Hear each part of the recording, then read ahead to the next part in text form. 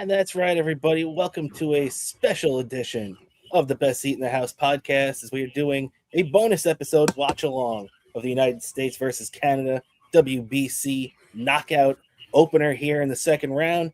And I'm your host, Rob Kramer, alongside my co-host, Daniel Bobo Curlin. And Dan, how you doing tonight, buddy? We're doing good. Just filming from the living room today. As you can see, it's a little. I need to put extra special chair for this game. Living room chair playoffs. Watching there, have it right in front of me, and I'm joining you guys right now today and we got some special guests today. As mentioned before on Twitter, we got Bobby Tamburro, who we all know from the very amazing Davey Max Sports program and other stuff that Eastside Dave did. Remember the Eastside Dave show? And we got his special guest, a friend of his, Barb, who's also a comic. She'll be joining us. And we also got possibly the great Stevie Lou, who was phenomenal when we did that Olympic hockey gold medal game show. He was phenomenal on that show. So it's going to be a very star-studded Best Seat in the House podcast as we hopefully watch the U.S. kick Canada's ass again. Different sport, hopefully same outcome. That's right. We got a great opener to this a couple of weeks ago. Obviously, you really can't compare the WBC to the Olympics, but the U.S. set the tone a couple of weeks ago against Canada, beating them in the gold medal game in really an all-time great U.S. hockey game, and they take home the gold. Now, the United States in the WBC right now, they're hanging on by their teeth, the skin of their teeth, as they say, Dan.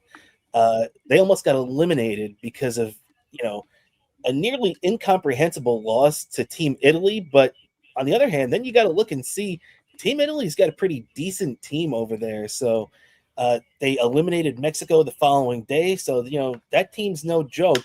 Maybe that loss to Team Italy isn't as bad as we first thought, but you got to say the fact that Mark DeRosa didn't know it was a potential elimination game really makes that just a little bit worse. Yeah, exactly. That made that worse, and it would have been really embarrassing had we not had the U.S. not advanced. It would have been really embarrassing, and at that before we saw the outcome of that Italy versus Mexico game was in our favor. There was a little nervousness in there. Like, I was wondering, was it really a good idea to bring in a guy who's never managed in the majors to manage our country's team? I was kind of questioning that, and I'm still kind of questioning it until this tournament.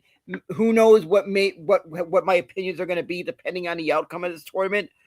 It might turn out to be a good thing, might turn out to be a bad thing. I have no clue, but what I do know is that this is going to be an intense tournament, and I expect, and I'm hoping that the U.S. this time is not taking the opponent lightly. And another key to this game is don't need too much at the plate. I feel like this entire tournament, the U.S. has been doing too much at the plate, and as long as they stick to that plan of not doing too much, I feel like they'll be fine. I'm definitely with you, because the one thing that we've seen in past WBCs is when the United States struggles, it's not really necessarily the pitching, it's because the hitting isn't there. And, whether they'll put up a big game every once in a while, but when, everything is on the line and you really need to get that win in this knockout stage, you'd see more times than not, they would, struggle in these big games. And, let's just hope that doesn't keep up, because look, even when they lost to Italy the other day, they did put up 6 runs. So it's not like the offense isn't hitting at all, Yeah, exactly. You don't. I understand there maybe some big stars that could freaking hit, but you don't need to do too much. You kind of maybe need to learn to play a little small ball in this tournament, and it kind of does go a long way. If you could play a little small ball and maybe set up for that big hit. That's right. That's right. And, we are officially underway now here. Team USA versus Canada, the top of the first inning. Team Canada is the home team. So they're starting off on the field, obviously. United States is at bat. And Dan, do you want to kick things off here? If you want to play the Keith Hernandez role here and All right, give us the lineup. All right, well, we'll give the lineup here. The game's underway right now. The lineup: that's shortstop Bobby Witt Jr., first base Bryce Harper, right field batting third, right field Aaron Judge, batting fourth the DH Kyle Schwarber, batting fifth Alex Bregman at third base, batting sixth Roman Anthony at left field, batting seventh the big dumper the Cal Raleigh at catcher, and batting eighth Bryce Charang at second base, and batting ninth Pete Crow Armstrong, and starting pitcher is Logan Webb. That's right, and I mean that's a pretty loaded lineup when you look at it there, right? Yeah, that is a loaded lineup there. That I said before, they just need to not do too much, and it could be a lethal lineup. Yeah, no doubt about it, and it has been. Early on in this tournament, they put up, a lot of runs. They dropped 15 runs in a game, and it looked like they were going to cruise, but that happens sometimes, Dan. We see the team struggle, and to this point, though, you got to give it. There's a couple of guys that you really want to look at, and that's like Aaron Judge. Aaron Judge has actually hit really well in this tournament. This has not been another October for him, Yeah, Aaron Judge has been money in this tournament. He needs to continue that, and at the same time, he needs to also, I feel at certain points, not do too much, and he should be good, and probably is on pace. If he keeps this up, he could potentially be the WBC MVP if the U.S. wins this, if he keeps this up. Oh yeah, if Aaron Judge goes on a tear, could you imagine? It'd be tough to beat him in any kind of MVP race or anything like that, because we've seen the kind of numbers this guy can do. Hold on. On that, never mind. I was looking sin. I thought I was about to jump up, but then it was just a long out. That was very, very deep to center field, but it was just about a 400-foot out over there for Team USA as Canada's able to pull that one in. I got to say, though, I don't blame you, though, Dan. That looked like it was gone off the bat. Yeah, exactly. I was about to jump up and go nuts, because I can tell you, I guarantee you, everyone watching here, our voices will be shot by the time this broadcast ends. I guarantee you that. Yeah, I definitely think you're right about that. I feel like my voice is already shot. I just had a coughing fit out of nowhere. But look, if Aaron Judge puts one out here, Dan, that's one thing that you get with a lot of people who know we're Met fans, and they always say, is it hard to root for Aaron Judge in a tournament like this? And my answer is no. I mean, if Aaron Judge is going to be putting up big numbers for Team USA, as you can tell, Aaron Judge just ripped one into the corner by Bobo's reaction there. And there we go. USA is runners on second and third and one out. Yeah. So, I mean, just like that, Dan, look, you jumped out of your seat for Aaron Judge. How many times did you think that was going to happen in your life? Yeah, that's like I did not expect that's going to happen that much. I knew eventually he was probably going to be in a WBC. I'm surprised he didn't do it a couple of years ago. Yeah, no, that's true. But you know what, though? I think at that time, if I remember correctly, that was when he signed. So it was after the 2022 season, meaning that it was after. All right, keep it going. There you go. Kyle Schwarber, productive out there, right? Yeah, exactly. Didn't need to do too much. That so far they are doing what I said they needed to do. Not do too much at the plate. Not be homer happy. Yeah, exactly. Aaron Judge ripped a double in the corner, and now Kyle Schwarber grounds out to first base, but it allows the runner from second, Bryce Harper, to score. So that's awesome, Dan. This is a 1-0 lead for the U.S. right off the bat. I want to thank Lee B, who's given the USA there. Uh, PhD hanging out in the chat with a little Team USA all the way. There we go. Disabled officer. He's not in the mood for music. He's in the mood for sports. And you know what? So am I. What about you, Dan? Yeah, exactly. But what is he saying? Is there anything in the background? No, he's not talking about us. I think he just means in general. Exactly. I just want to make sure there was something going on because I know unfortunately unfortunately I can't do anything about outside. There's people that freaking blast their freaking stereos in their cars and shit too loud. So oh yeah, no, you don't have to worry about that. We definitely can't hear anything like that. Yeah, exactly. I want to make sure you can hear that because I'm hearing it right behind me on my end. But all right, so the inning is over. The United States ends up cashing in that 1 run. And I did want to ask your opinion, Dan, too, because we got another game going on right now in this knockout stage of the WBC, and that is the Dominican Republic really crushing Korea so far. 7-0, top of the 5th inning. Dominican Republic batted around, and I believe it was the 3rd inning, and they've been off and running in this game, and they've been really amazing this whole tournament, too. These guys are on a mission, it looks like, right now. You know, they won the 2013 WBC, but it looks like they want the 2026 one pretty bad too. Yeah, this one I feel like could be a tough opponent. I feel like this is good. I feel like we'll fare well against them with the right pitching. I feel like because that's gonna be everything. Is gonna be the pitch. The pitching is gonna be everything. Oh yeah, no doubt about it. No doubt about it. It's going to be all about the pitching and the the restrictions, at least this round, are coming off. Yeah, exactly. So I expect maybe more innings out of a Paul Skeeves the next. He's probably going to be pitching the next game. Yeah, that's true. And Logan Webb going tonight is definitely a good guy to start. And we'll give Team Canada's lineup when they come up in a minute when the U.S. gets out there. But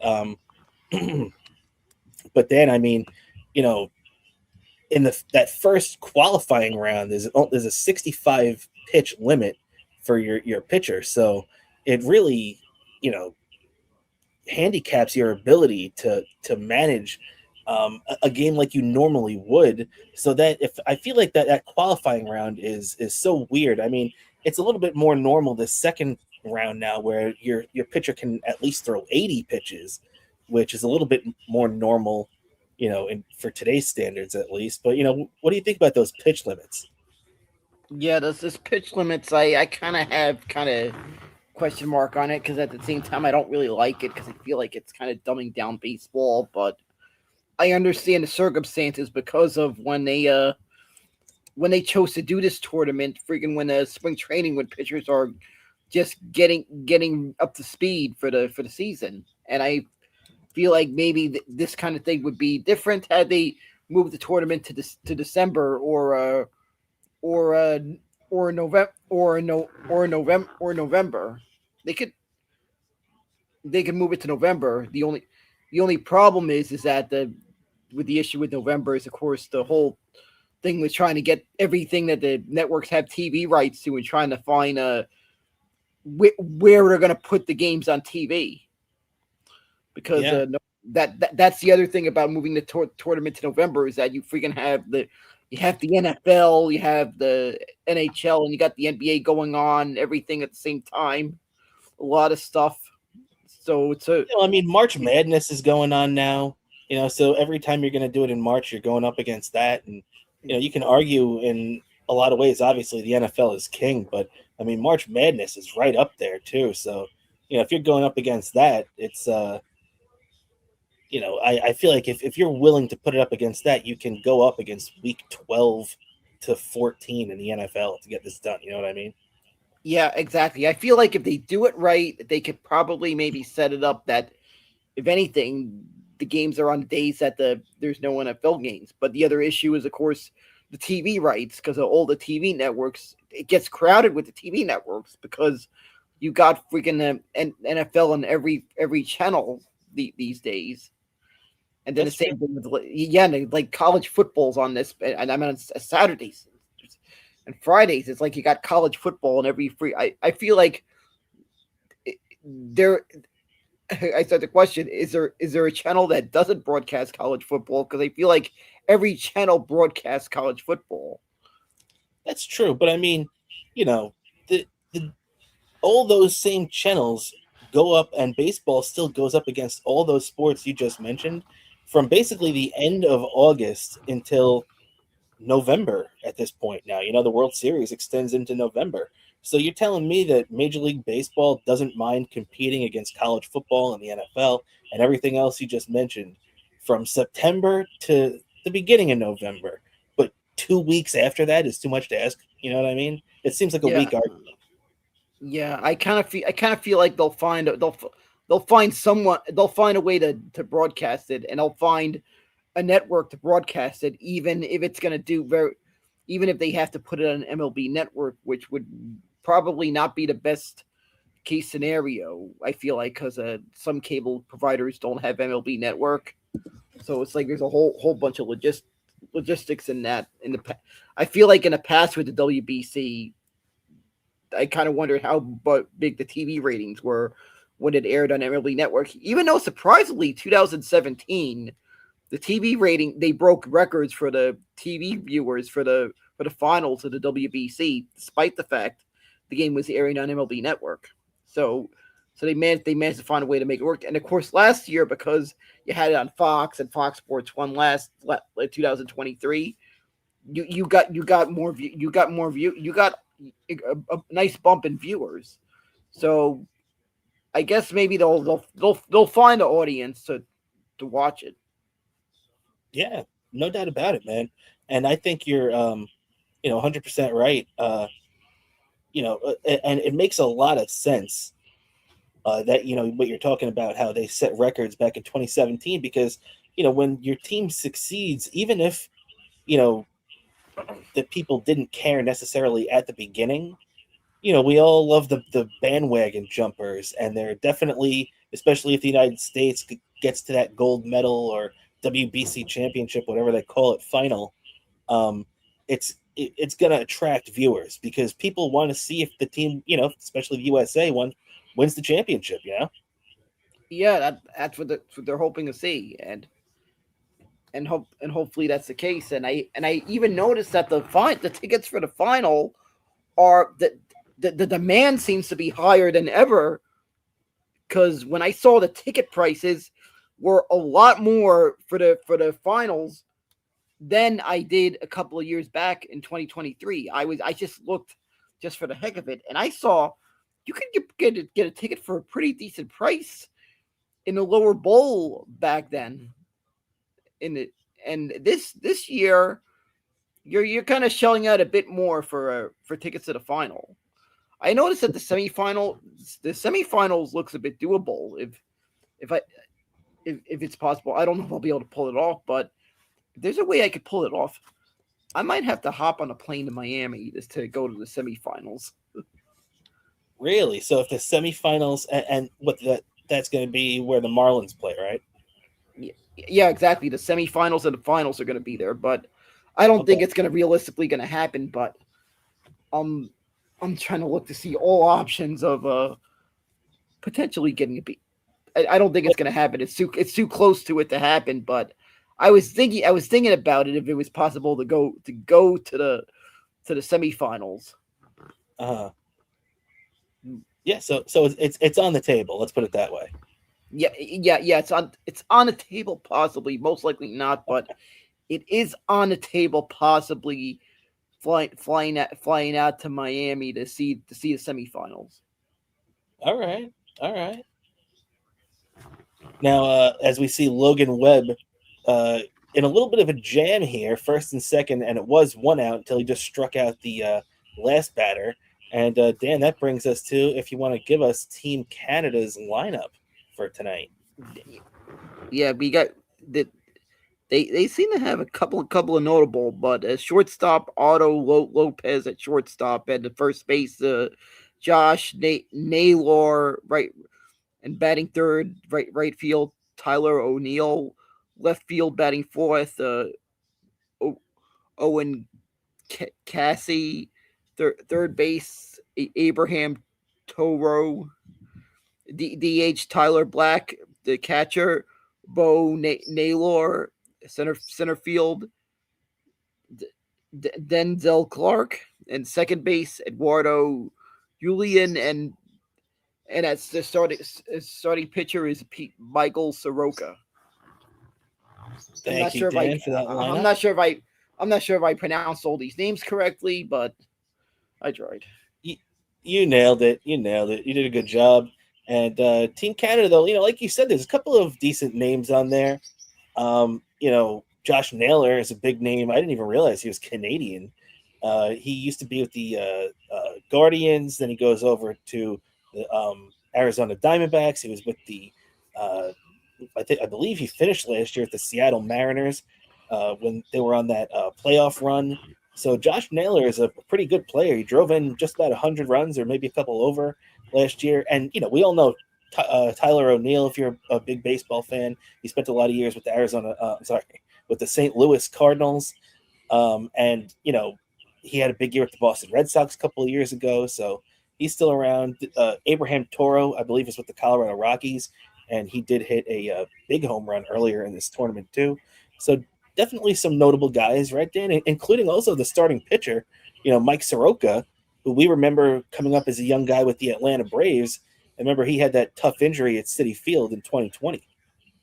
Yeah, so you got a pretty decent lineup there, and I think, and plus like Canada's no slouch in their baseball history. I think I could recall there's at least one or two Canadians in the Hall of Fame. I might have to be corrected on that.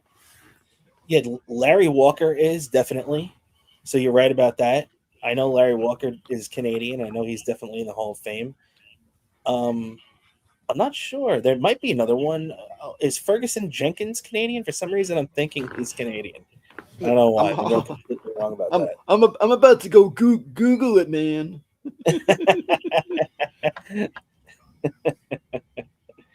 Shout out to Ian Halperin. I heard he was surfacing lately. I heard he was doing someone's show. I believe in the Dabbleverse or Dabbleverse adjacent. He was doing someone's show. Dan, when you were on O&A, did you ever meet Ian Halperin? I forget.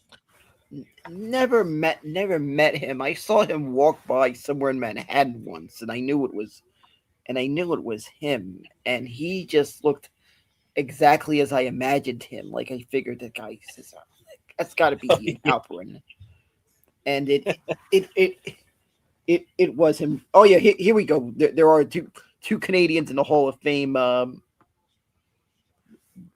Ferguson, Fergie Jenkins, and Larry Walker. I called it. Yeah.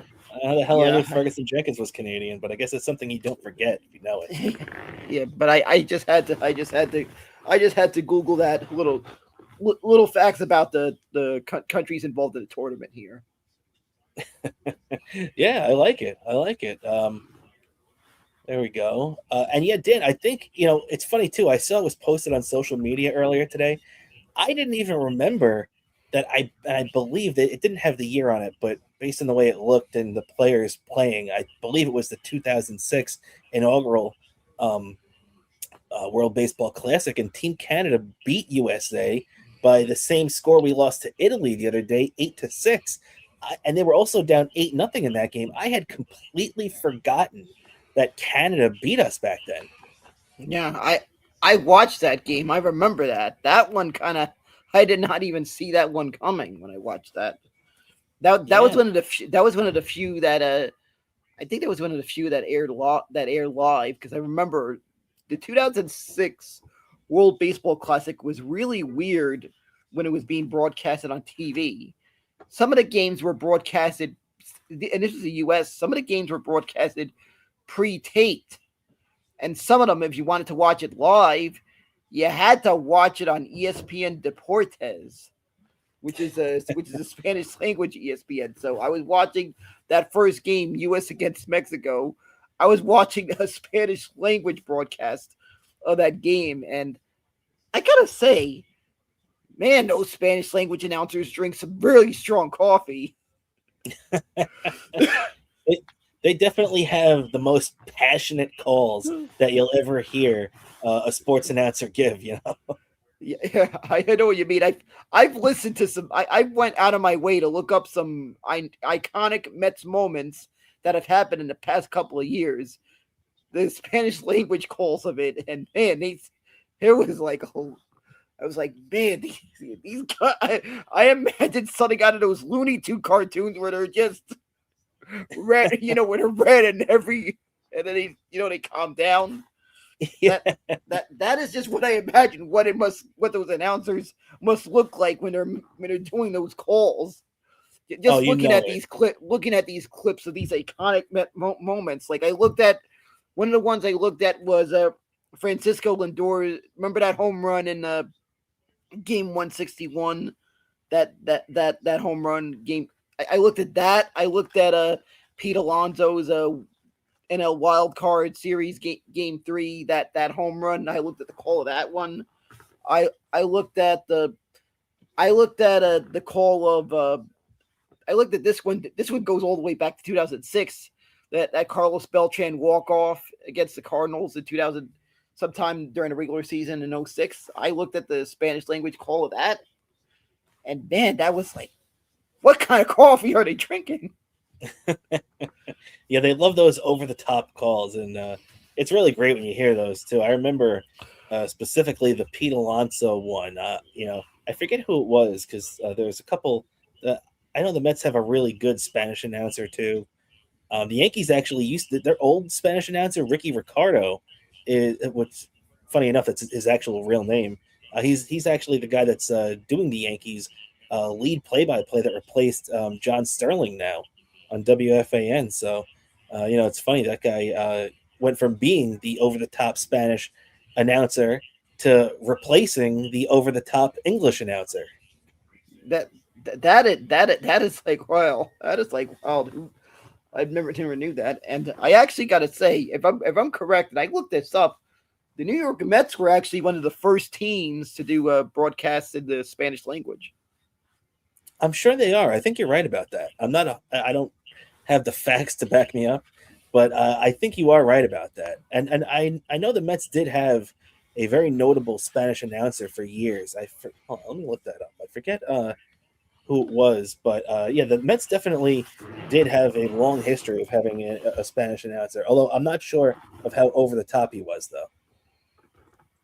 But they have had some very talented announcers that have been in the booth for years, and one of them I think I met one of them that I think he passed away. His name was Juan Alicea. He passed away a couple of years ago. Yes, that's exactly who I was thinking of, Juan Alicea. You're right. Yeah, so I have so they've had some very very talented that I feel like do get a little overlooked in the history of the New York Mets, but definitely are part of the story of our Mets over the years. Yeah, no doubt about it.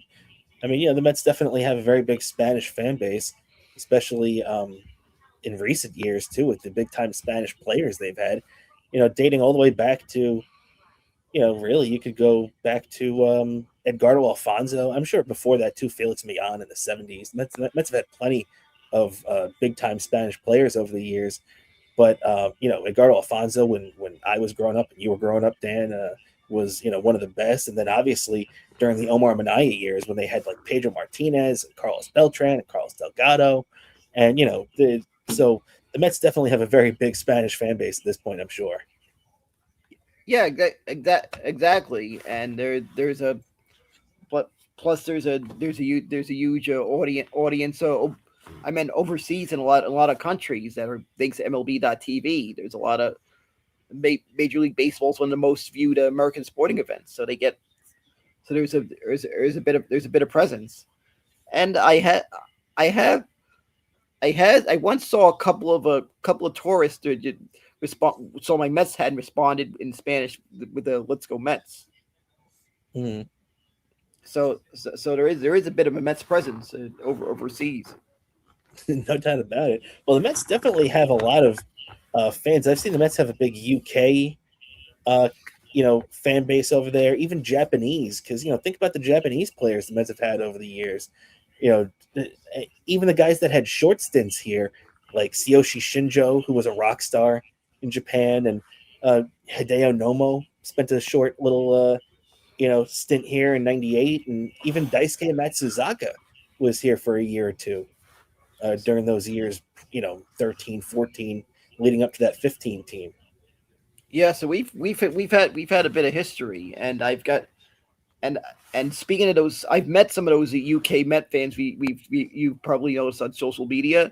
I met some of them, and they're always super nice, and it was pretty cool getting a talk to them. And they still hear from and a big shout out to some of them if any of you were watching. Yeah, absolutely. Shout out to all those guys because you got to give if you're in England, and you're a, Mets fan or anything like that, and just the time difference alone makes it nearly impossible to keep track of this team. I'm friends with a lot of Jet fans from England, New York Jet fans, and um, just the dedication that these people have to staying awake. I mean, or waking up at ungodly hours, like 4 o'clock in the morning for these crazy games for them or whatever. And it's crazy, especially if it's you know or staying up to 4 o'clock in the morning. You know what I mean? It's really impressive the dedication that they have.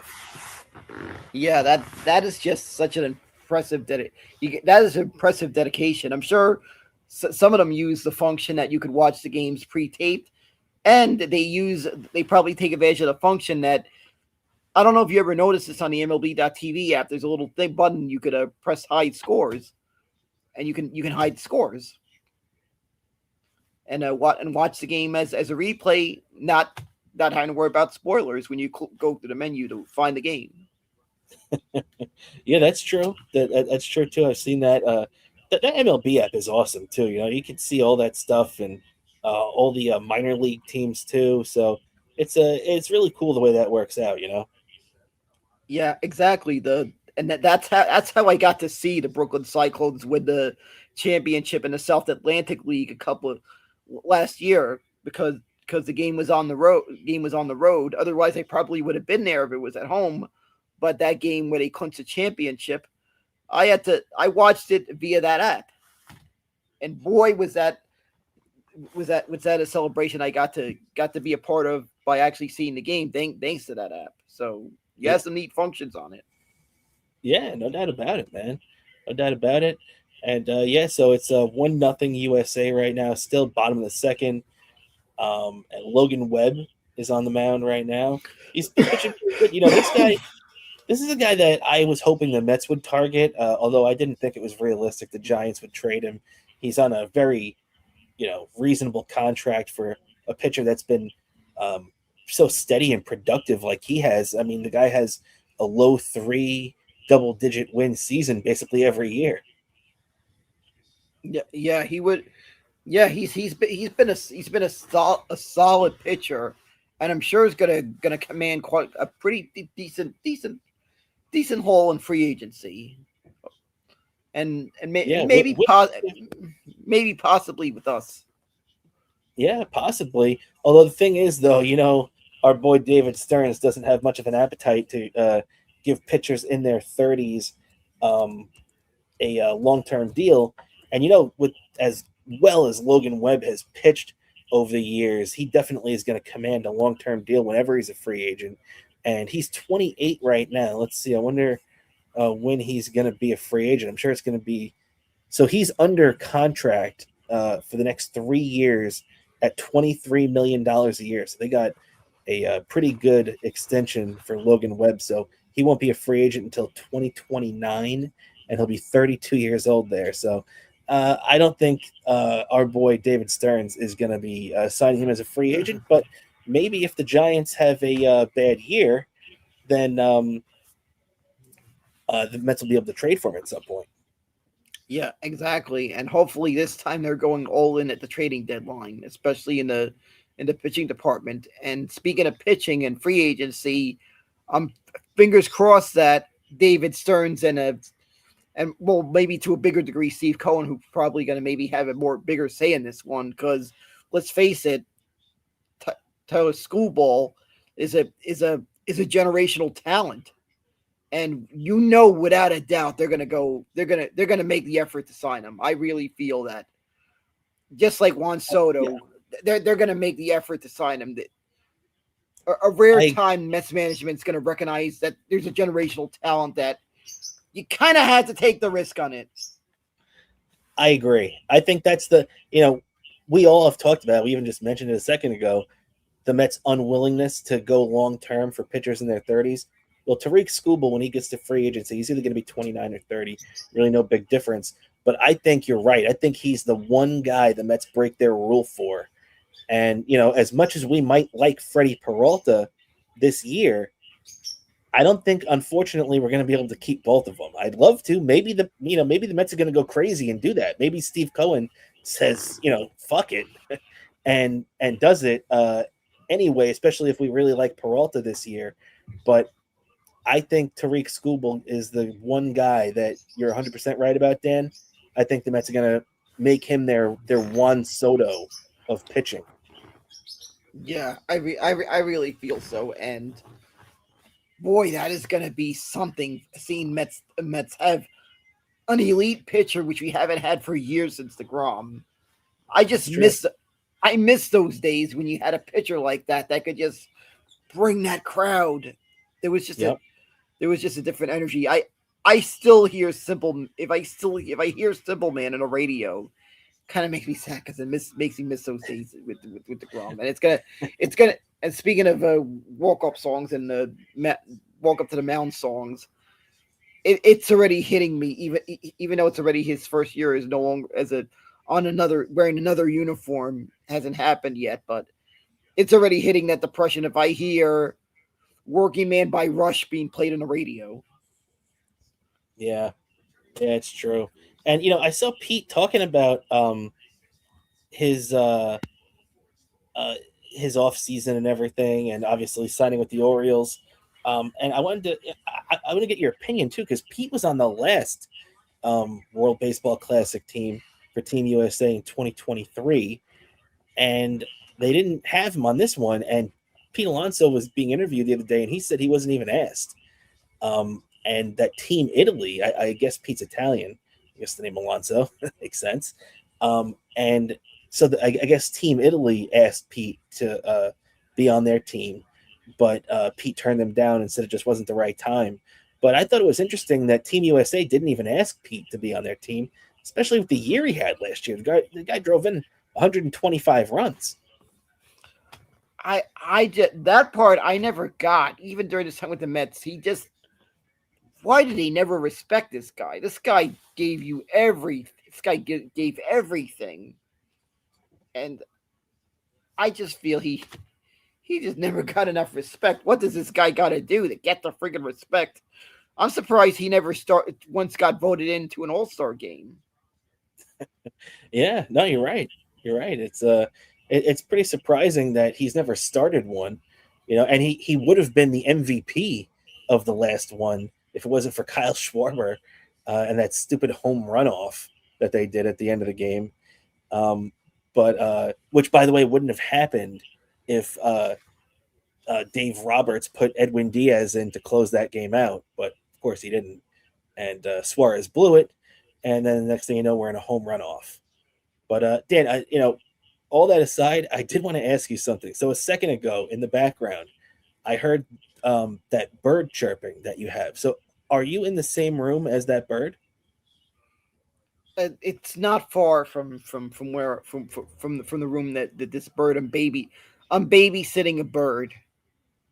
Because it's not distracting at all. It was only a couple of seconds, but I remember you talking about the bird, so I had to ask about it. Is it at all possible for you to show us the bird? That the bird's in another room. So Okay. maybe if anything, I could actually I can't get a picture because it has the blanket over the cage. You know how these birds sleep. I don't know if I you know hear you. anything about birds, but I just my grandmother had a bird, so I remember some things at night. That thing had a when it's asleep. So the birds kind of they kind of need to be in the dark when they're asleep. Some some some sort of stuff with birds.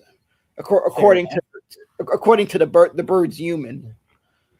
But I had to be I had to babysit this bird, and you're getting a hint of what it's like for me having that chirp stuck in my head of late for the past week or so because the bird's human is on vacation, and that bird's human thinks that I'm the go to for babysitting pets, and I do babysit pets for friends and relatives, but I kind of make the joke that I charge extra for birds because sometimes if you're not careful when you're when you need to refresh their fruit dish or whatever, they kind of get a little bitey.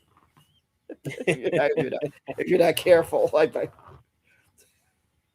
Well, I've heard you or pet sitting a couple of different pets, so you must be pretty good at it because you're getting a lot of experience.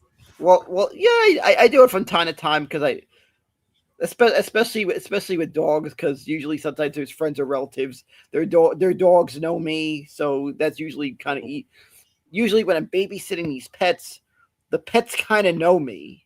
Like I know they're humans, and I've gotten a little familiar with their pets. Like for example, Stevie Lou's cats, his cats know me, and so usually when when he's been on vacation, I'll stop by his place and I'll make sure his cats get fed. So usually sometimes with their friends and relatives, their dog, when I'm babysitting a dog, their dog will stay over, and the dog hangs out with and the dog also knows Maloonigan, so Mhm. there's that. So there's a lot that goes into it when it plays a factor into me taking on a pet sitting job. But it's a Makes sense. nice, but yeah, got got to increase my nut. Exactly. I'm sorry that South Park episode just got stuck in my head. Oh my god.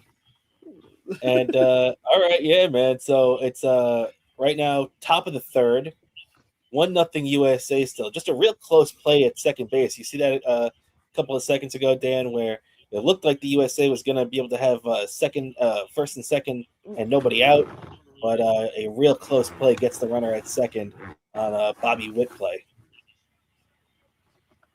I Oh, just had a feeling this game was gonna probably be closer than it is. you I just don't see know that if the you're on second it. If baseman you dropped that ball? Yeah, I just saw that, but it was kind of ruled an out. I think infield fly rule, if I'm correct. I thought they were going to call an infield fly rule, but he picked it up and flipped it to second base. So I don't think the umpire, Yeah, because I guess technically he was standing on the lip of the outfield grass, so maybe the umpire didn't call it. But I couldn't believe that either. I thought the umpire called infield fly. yeah, I think that's must have been what happened because I'm trying to see everything because I got the laptop covering part of the TV, so I kind of had to hunch over a little bit to look at the TV. But I found a way to make it work. I'm not like Compound Media where they had TVs all over the place. If you remember what that studio was like, they had monitors all over the place. I just got this and a TV in front of me. That's true. The great compound mania, man. Yeah, Dan. While we're here right now, Aaron Judge is up 1-0 over Canada. The U.S. has the lead early. Judge 1-1 count, one on, two outs. Dan, you brought up Compound Media.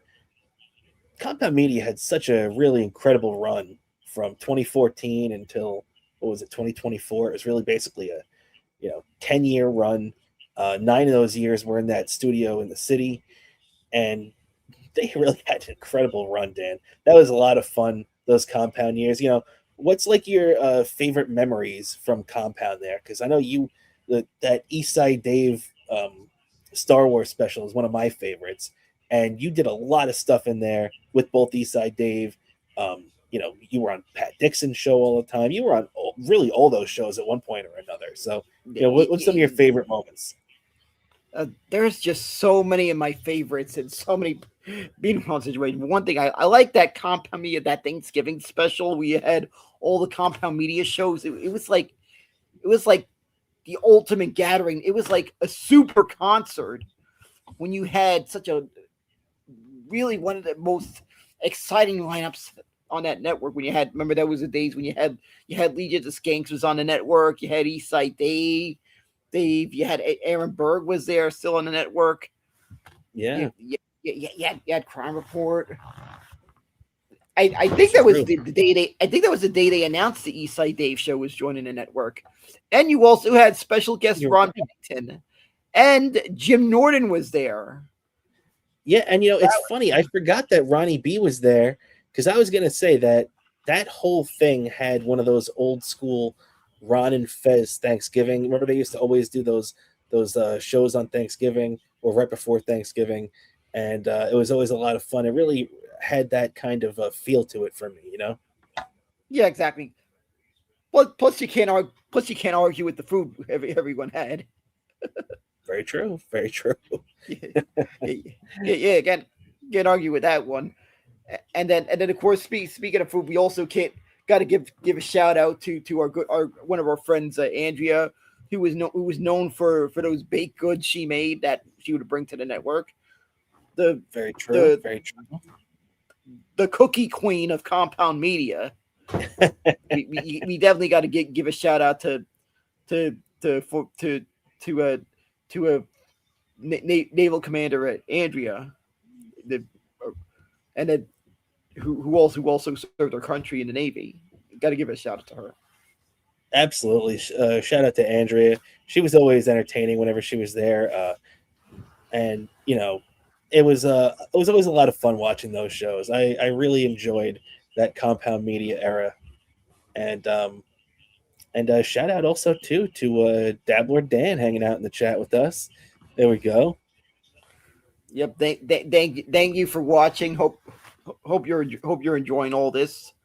Love to see our fans out there watching along with us, and probably you're gonna see me fall off my seat. Let's hope so. That means the USA is going to be doing good. As right now, USA is up 1-0, bottom of the third, and they've got a chance to get you out of your seat right now, Dan, as the bases are loaded for Alex Bregman at the plate, the United States third baseman, who plays the Chicago Cubs now, came up with the Houston Astros, won a world championship, and had a really good year with the Boston Red Sox, Dan. What do you think of Alex Bregman? Yeah, Alex Bregman has done everything a lot of Red Sox fans could hope for, and he's probably going to continue to do that. He's been a phenomenal player. I kind of wish the Mets would have gone after him. Would have been nice to have had him as third base, or even as a DH. Would have been nice to have had him, but unfortunately that wasn't the case. But Alex Bregman's a pretty decent pickup. Maybe is helping telling Team USA where the trash cans are. Maybe that's a little advantage. Yeah, and Team USA can use everything they can get right now, Dan. Just like Dabbler Dan saying, we need more, and I think he's 100% right about that. Exactly, and of course, if you're wondering why I'm making a joke about the trash cans, the game is in Houston where that whole thing happened. Of course, that's true, and nobody would know, just like you said, where the trash cans are better than Alex Bregman right now. There we go. Bregman ripped one to third base. The third baseman stopped it, but threw it away. So 2-run score, and the United States now has a 3-0 lead with runners on second and third and 2 outs. So awesome job USA! there. USA! There we go. 3-0 lead over Canada. So hey, it's looking pretty good right now, Dan. And you don't want to get crazy right now because it's still only a 3-0 lead. It's still pretty early, but you got to feel pretty good with this United States bullpen too, because there's a lot of really good arms in that pen. Yeah, exactly. There is just such a phenomenal bullpen the U.S. has. I've never seen such a deep bullpen in for our team in the WBC, and that um, I cannot say how much I feel like this team's gonna win it. So you really think that now Mark DeRosa, the United States, we survived, and by the skin of our teeth, we're so lucky that the Italian team went out there and took care of business against Mexico. Now you think that this second life, this second chance the United States has been given, you think that we're gonna go out there and take this thing down? Yeah, I just feel like it. I just feel like there's an energy with this team that they kind of got that little scare that, and somehow they woke up, and now how they're gonna just go on a big run the rest of the way. I just got some weird feeling. I've seen this kind of thing happen. In the words of Skips, I've seen this before. Yeah, man. I mean, hey, you definitely could be right about that. And I hope you are. It'd be great to see the United States win a second WBC now, and because look, I think the one thing we can all agree on is I don't want to see Japan win another one, right? Japan won in 2006, Japan won in 2009, and Japan beat us in the final 2 years ago. I'm sorry, 3 years ago in 2023. So, you know, I think we can all agree that we want the U.S. to win, but we also definitely don't want Japan to win. So I hope at some point along the way they get knocked off. Yeah, exactly. Because I'm just sick of it. I'm just sick of seeing Otani everywhere. That too. Yeah, And he's won the yeah, last, Otani's now he's got back-to-back World Series. He's the greatest mm, player in the world, and they're going to win the WBC again now. Come on. yeah. And it's just to me, it just links to one of the most bandwagon fan bases in baseball. I just feel like the Dodgers have always been a bandwagon fan base. I mean, definitely, definitely. This is the same fan base that doesn't show up into the fourth inning, basically. And I always thought that was a joke until I was actually at Dodger Stadium, and I was like, "Where the hell are all these people?" And when I was sitting in seats that I wasn't supposed to be sitting in and got booted out, up to my seats in the nosebleeds, it was the top of the fourth inning. So they are 100% right. Those fans don't show up. They don't care. It doesn't matter how good the Dodgers are or how bad the Dodgers are. They're not showing up until the fourth inning. Yeah, that just surprises me, and especially when you'd think they would probably be enthusiastic about the big star they freaking got, that they'd somehow figure out a way to try to work around the traffic as best as they can again, because I understand the traffic conditions are a little bit kind of a difficult in Southern California, but you'd think they would be in fan enough to try to figure it out. Even Yeah, even though there's yeah. probably some ways that probably speed up the trip.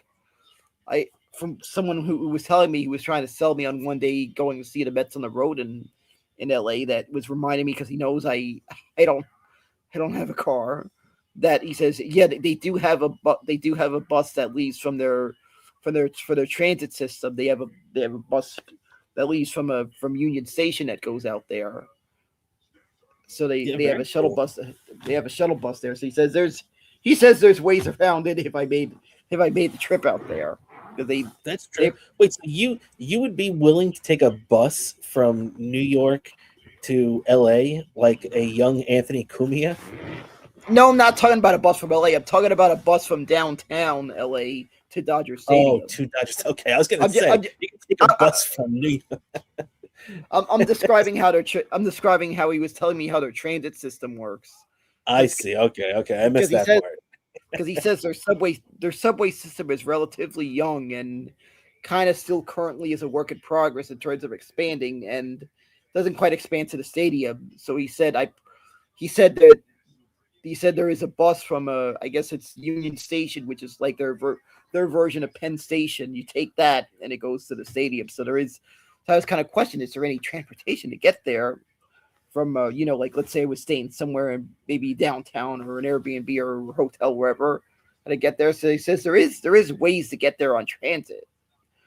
He was telling me that's always a key Okay, no, thing with that's always a key thing with me traveling to these stadiums or wherever I travel to, because I've gone to some NASCAR races, and I usually bring somebody who also wants to go, who maybe has a car, has a license.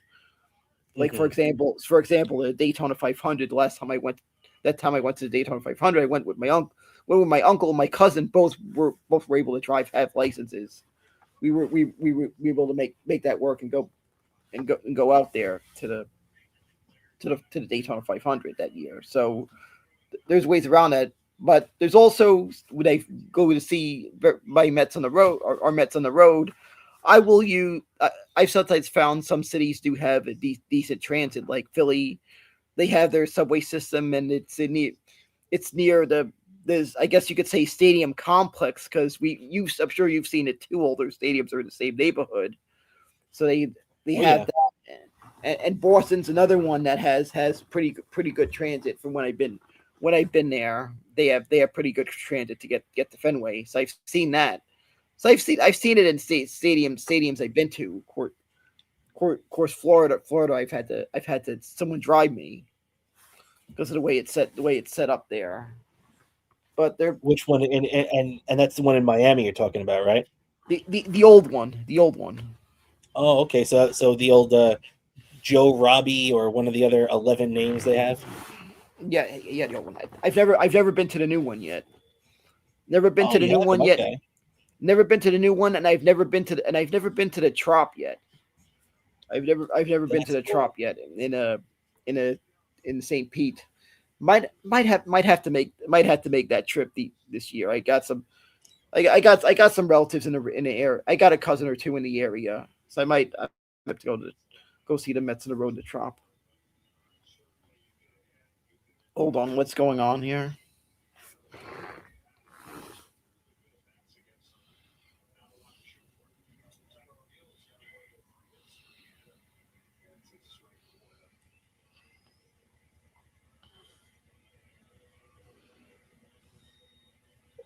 Sorry about that. I don't know what What? the heck happened. The browser just closed. Who the heck knows what happened? Probably have to get Morris to work on that one. Oh man, linger longer. But yeah, so the U.S. now is winning 3-0 in the bottom of the third. Just had a 1-2-3 bottom of the third there. So we go to the top of the fourth. U.S. ended up stranding runners on second and third to end that inning when they were threatening earlier. So yeah, Dan. I mean, right now it's looking pretty good for the U.S. Now, do you know who do we get in the next round? I think it's the winner um, of Italy and whoever they're playing. Who's that? Hold on Hold a on, I'm second. about to pull up the app. All right.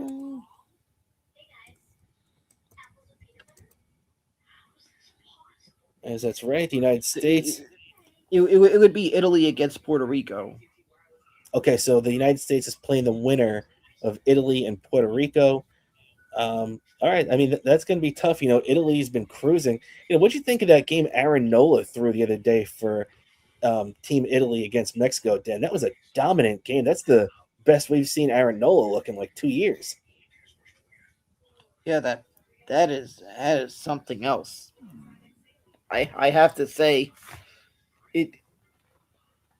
I I was scared that game that that game seeing that because So going into that game, you thought that Mexico was going to beat Italy? no, just being nervous about having the Phillies being pain in the ass this year. Oh, that's what you were worried about? Yeah, exactly. Another pitcher that freaking or or GMs missed out on during in free agency. True, that's true. And they're not gonna. But the one thing you have to remember with the Phillies too is they're not gonna have Wheeler to start the season this year. Yeah, so that's gonna be a that's gonna be a lot, but I have a scary feeling it's gonna go down to the last week of the season again. Because you know how it is with us Met fans. It's never easy. It's definitely never easy. You're right about that when it comes to the Mets. As Team USA now has changed pitchers, and oh, I'm sorry, Team Canada has changed pitchers. They have Ashman in now. Um, you know, Mike Soroka. Say what you want about him, he's a major league pitcher. This is a guy that got knocked around for a couple of years after that injury in Atlanta. He went to the Washington Nationals and really straightened his career out. Showed that he's not going to be a top of the rotation arm, but he's still a guy that can hang there in the major leagues. And despite the fact that things kind of came off the rails there at the end, he had a pretty good game against a stacked United States lineup there, Dan. Yeah, you got to give credit. He held on to his own because that's a stacked lineup. And this tournament just there's a lot of teams that you really can't sleep on anyone in this tournament, any opponent. Yeah, no doubt about it. I did not take Team Italy seriously. I thought that Team Italy was, not going to be that good. I didn't realize the extent of, major league and borderline major league talent they had on that roster. And obviously, when you're talking about guys like Vinny Pasquani and, Aaron Nola, it's pretty impressive that they got those guys to play there. And would have even been crazier if they had Pete Alonso too. Yeah, that would have been crazier. It would have been the first time I would have had to look at Pete as an opponent, which I'm not so thrilled about. Thanks a lot, David Stearns. Yeah, that's true. That's true. We would have seen Pete up close and personal there in if they were playing Italy, and it would have been even worse. Couldn't you just imagine Pete being one of those guys to go deep off Ryan Yarbaugh, and that would have hurt. That would have hurt.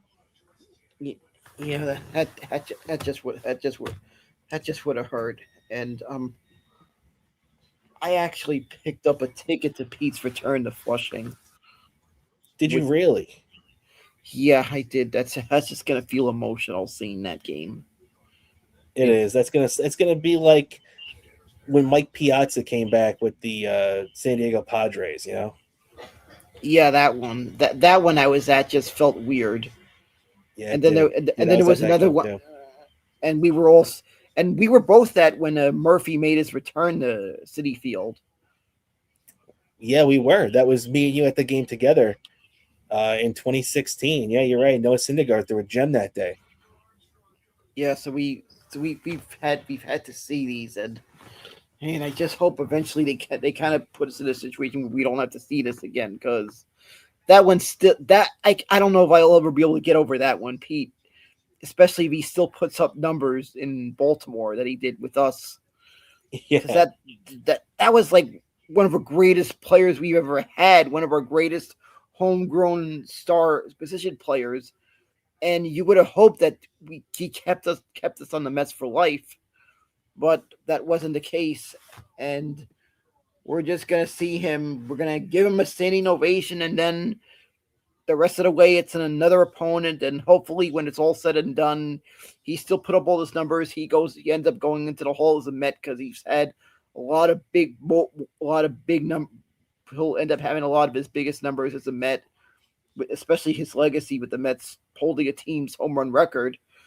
They'll it's probably true. get all those. He'll probably get all those accolades, the Mets Hall of Fame, number of retirement.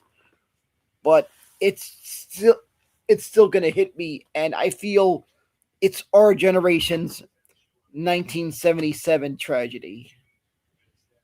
Yeah, unfortunately, it definitely is, and especially with and Edwin Diaz leaving now. Edwin Diaz was a little bit different because of he wasn't a career Met, but I feel like as bad as I hate letting Pete go, letting Edwin Diaz probably hurts this team even more because they replaced him with Devin Williams, and I still don't trust Devin Williams. Yeah, I still don't trust them, and I feel the way the Mets managed the free agent situation, maybe they should have talked to him first. I think you're right. I But think he and felt a lot of disrespect coming from David Stearns. There was a lot of arrogance on the Mets' part there. yeah, and I just hope that the Mets somehow show them that, hey, you should have chose New York because there's no better place to win than us. That's right. I agree with you, man. As Pete Crow Armstrong flies out deep to center field, United States still up 3-0, 2 outs, top of the fourth inning. Dan, do you have any animosity towards Pete Crow Armstrong? If you're not familiar, he's a star center fielder with the Chicago Cubs right now. Was an All-Star last year. The Mets traded him at the deadline in 2021 as a prospect for Javier Baez, who spent a whole 50 games as a Met and pissed off a whole lot of fans in that process. Although he did play pretty decent, though, to be fair. But then he goes to the Tigers on a big contract, and that's the end of a guy that. And now you see Pete Crow Armstrong on Team USA a couple of years later. What do you think about Pete? I feel like the Mets gave up too much over a rental. There could be a chance as you give up prospects, maybe you have a surplus in something, but this guy looked like a can't miss prospect. I saw him in the minors. Yeah, he did. He was the Mets had another bad year right around that time they drafted him, and he was the number 6 overall pick, I believe. So, he was a highly touted prospect, no doubt about it. And yeah, it kind of sucks to give him up for Javier Baez for 2 months. But hey, that's the risks you make when you make these trades at the deadline and everything. Even last year, in a couple of years, we could be saying that any of the prospects the Mets gave up last year for all those stiffs that really didn't help us at all. And we could be bitching about that in a couple of years. Yeah, that's another one. It's all that for a bunch of stiffs and a relief pitcher who really couldn't handle New York in a big spot. Yeah, unfortunately. Yeah, pitcher who is practically the reason why the story of the 2025 season is the way it is, and why I nearly destroyed my TV at the end of the regular season. Yeah, no doubt about it. It was a shitty end of the year, and it was a bad deadline for the Mets. Although still probably not as bad. Uh, Even though the Mets deadline last year, I gotta say, me and you didn't think it was shitty at the time. It seemed like it was good, but it ended up not being good. It as bad as it was still better than getting Darren Ruff and Daniel Vogelback in 2022. So Oh, the Mets have had a couple of pretty bad deadlines. that one is the worst. I cannot forgive whoever the GM was back. Whoever the GM was back in 2020, Billy 2021. Epler. Billy Epler making that. We've gone through so many GMs that I've lost track of this. Yeah, It's I the don't GM. blame you. I don't blame you. GMs felt like a revolving door with the Mets, but They've the been. but yeah, that one just really I want to really put Billy Epler on the Shizer list for that one. That was a dumb one. Half-assing the trading deadline. I just feel we went all in at the trading deadline. That's another season I feel like might have been a different outcome. I might be wearing a world championship shirt because that 2022 Mets just was such a great team that all they needed to do was make the right moves at the trading deadline, and it could have been a championship caliber. Yeah, no doubt about it. Imagine if the Mets gave Buck Showalter some big pieces down the stretch there instead of Darren Ruff and Vogelback. I mean, yeah, it definitely hurts to think about to see what could have been in that. Um, but yeah, unfortunately, it didn't work out that way, and Buck was fired the next year. Um, so Dan, right now, Logan Webb here, bottom of the fourth, Canada is batting now. I like that Webb is still on the mound. How long do you think he's going to go? Because as we were talking about earlier, there's the pitch limit's higher now. It's 80 pitches, and I don't know if we're going to get 80 out of Logan Webb, but he threw 4 innings last time, so we might be able to get 5 out of him today. Yeah, I feel like he's going to get 5 innings. He might, for all you know, they might even get 80 innings because I just feel like this is just a crunch time, and they're gonna as long as they feel like he has gas in the tank, they're gonna go as far as they can go with him. I feel like. Yeah, I think you're right about that, man. And yeah, so he just flew out to Pete Crow Armstrong, who glided over there. Man, that guy is such a good defensive player. That's one thing too. You notice about the Chicago Cubs last year is they had such good outfield defense, and Pete Crow Armstrong was the leader of that. That guy is a hell of a defensive center fielder. Yeah, I told a Cubs fan I know who's a social media who's a fan of the various shows on the very shows that I've appeared on. I told her, he says, you people are so lucky you got that our GM at the time made such a dumb mistake. You got, and plus the fact that you got a player. I think what isn't his mother the mother in the movie Rookie of the Year? Yeah, you're right about that. I forgot. Yeah, I forgot what baseball movie it was. It was Little Big League or Rookie of the Year that was the mother in. But I think it's the mother in the Rookie of the Year. How wild is that? Yeah, you're right. It's the lady that punches the bad agent in the face. Remember when he sells his contract to the New York Yankees? Remember that? Yeah, exactly. How wild is that? That someone who played the mother of I guess a player in the major leagues in a movie actually ends up being a mother of a major leaguer in real life on the same team. How wild of a story is that? That's a hell of a coincidence, no doubt about that. Yeah, that is one of those things you would have never expect that somehow just work out in a weird way. Yeah, you got that right, man.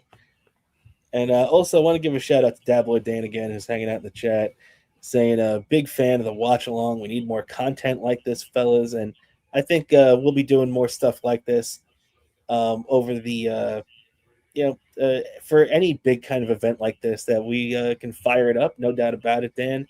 And we appreciate it, Dabloid Dan, for saying that we're dynamite on the call. Yeah. Yeah, we're like so dynamite. We just like explode when we like walk in or like some. Fuck yeah. Yeah, exactly. Like we walk in, it's like that explosion just comes in right behind us.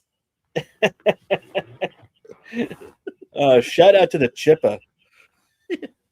I'm sorry, it was just asking for a Chip Chipperson impression.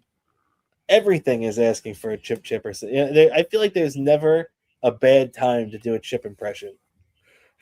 Yep, exactly. There's never a bad time to do a Chip Chipperson impression. I pretty much tell people I have the Chip Chipperson disease, which is random impressions of Chip Chipperson.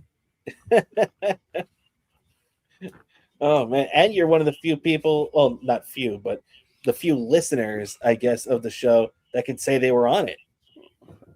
Yep, exactly. And not too long ago, I was rewatching an appearance on Chip Chipperson.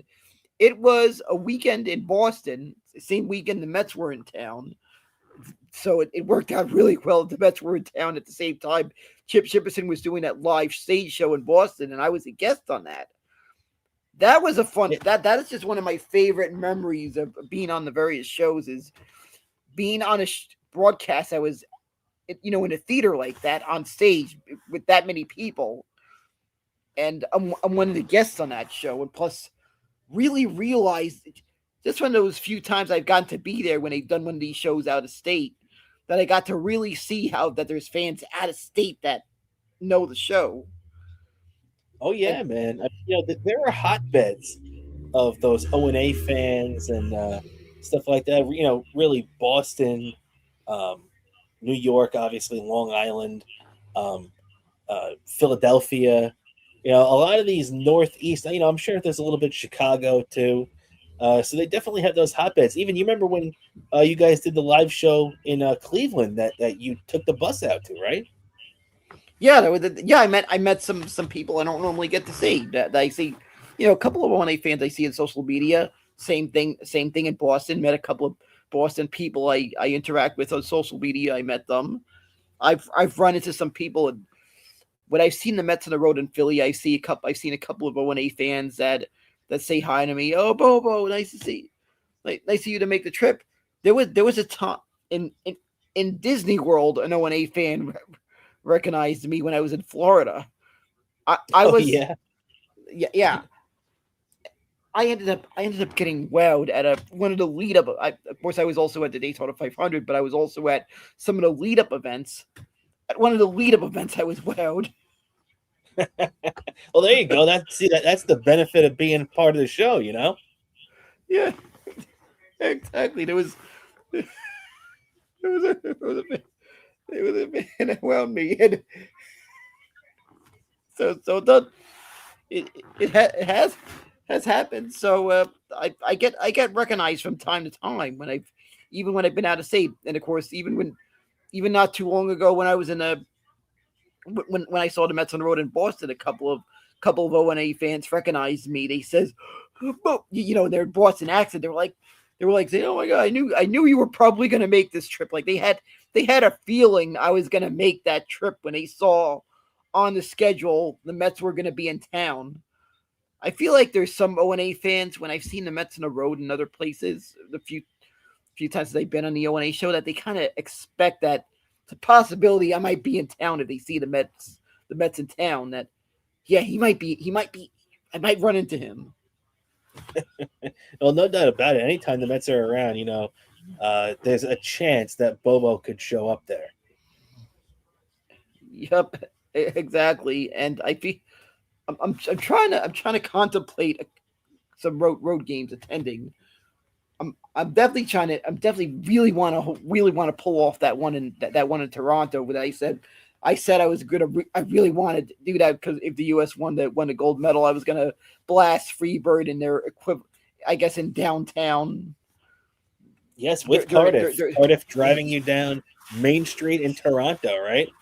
yeah, doing that. Of course, obviously during that trip, of course, I visit the Hockey Hall of Fame during that trip as well. But that that's a that one I'm really eyeing. And I feel like I kind of had to do Philadelphia since the 250th of America, and I kind of feel like that kind of be special to spend some time in America's birthplace on our 250th birthday. That's a good point. That's definitely a good point, man. Yeah, so there's some still eyeing on which ones I might possibly go to, and of course there's the obvious road subway series in the Bronx, which I'm eyeing the tickets on. I did this year. I noticed the schedule, and I feel like this is something that MLB needs to do every year. Have both the Mets and the Yankees play on the anniversary of September 11th as a nice little acknowledgement of the city and their every everything we've gone through. Yeah, especially this year too, where it's marking 25 years since September 11th. Yes, I feel like it's a nice thing they do, and I thought that was a nice little gesture. How they still do the same thing they did. Remember that game, the September 25th, when the Mets and the Braves bitter rivals before the game, they hugged before the game. I remember a Yeah, couple of years ago, I was there when the Mets played against the Yankees on the game fell on September 11th, and they did the same thing. So very so so cool. that's kind of so I expect that's gonna be the same thing, the different stadium, but the same thing that happened a couple of years, same thing they did a couple of years ago. Yeah, yeah, it's true, man. And yeah, so I agree. That's definitely very cool of Major League Baseball to set that up. And also, just a little update here: USA is up 3-0 on Canada, top of the fifth, and Canada has a reliever Ashman in the game right now, and he's actually gotten the first two batters of this inning, Bryce Harper and Aaron Judge. and he's looking to set them down in order against Kyle Schwarber right now, USA's cleanup hitter. And Dan, we were talking about rooting for Aaron Judge earlier. How do you feel about rooting for Kyle Schwarber? Yeah, that one feels weird. I mean, I want to for this tournament. I'm rooting for him, and I'll congratulate him on when and help in getting America a championship, and then go back the rest of the year to rivals. But I'll never forget that championship. And like I said, I'll I probably, if it was possible, I'd get a hold of a ball signed by the entire U.S. team if they win it. Similar to how I said, similar to how I said I want to get a signed copy of that photo of Jack Hughes scoring that game-winning goal. I want, I want, I want. So it would be similar circumstances with this tournament. Yeah, that was iconic, man. That was definitely an iconic moment for Jack Hughes and United States hockey in general, as the United States is up 3-0. But also, Dan, I wanted to bring this up to you that Dominican Republic actually knocked out Korea. That game finished early by the 10-run rule. They beat them 10-0 in 7 innings, and I gotta say, don't you think it's a little weird that I get in the qualifying round in the pool games and everything, I get having these 10-run rules or whatever, and ending the game early if it's a blowout type thing. But now that we're in the knockout stage, I'm kind of surprised they still have that rule in effect. What do you think? Yeah, that kind of surprised me. I feel like at this point they don't need it. I can understand knockout stage, but the rest of the way they don't need it. And if I'm correct, maybe I'm wrong that I think this mercy rule doesn't go isn't in the semifinals and the finals. If I'm correct. I think you're right about that. I definitely think you're right about that. And the other thing too, Dan, is I'm pretty sure. I think the United States, the way I just saw, because the bracket that we were looking at before showed what you showed, that it looked like we're going to be playing the winner of Italy and Puerto Rico, but the thing they just showed on TV made it look like the United States now is if we win this game tonight and hold on against Canada, it looks like it might be U.S. and Dominican Republic in the next round. Um, the DR, if that is the case, so basically it's either going to be the DR or Puerto Rico. But the Dominican Republic, man, that's a really tough team, and the United States is going to have their handful if that's who they got to beat to go to the next round. Yeah, that one's going to be a tough one, but I have for some reason I kind of have the confidence that because we're throwing in our best pitcher for the All next schemes, round. that's right, Yeah, and I just feel like that's going to be the key thing in it is the pitching. no doubt It's about it. yeah, I feel like this it's not going to be it's going to be more highly contested than any other of the games in the tournament the DR has been in. So it would be Oh yeah, it, they've been blowing teams out left and right. So no doubt about it. I agree with you that this is going to be the most tested that they've been. And hey, the United States, it wasn't easy for them. Mexico put up a fight against the U.S. The U.S. jumped out to that 5-0 lead, but Mexico held them after that. Didn't allow another run and ended up losing 5-3. So Mexico put up a fight against them, and then they obviously lost to Italy after they beat up Great Britain and Brazil. But still, Dan, I think that uh, that it's really gonna be about, just like you said, the pitching tomorrow, or whenever the next game is, should they advance tonight.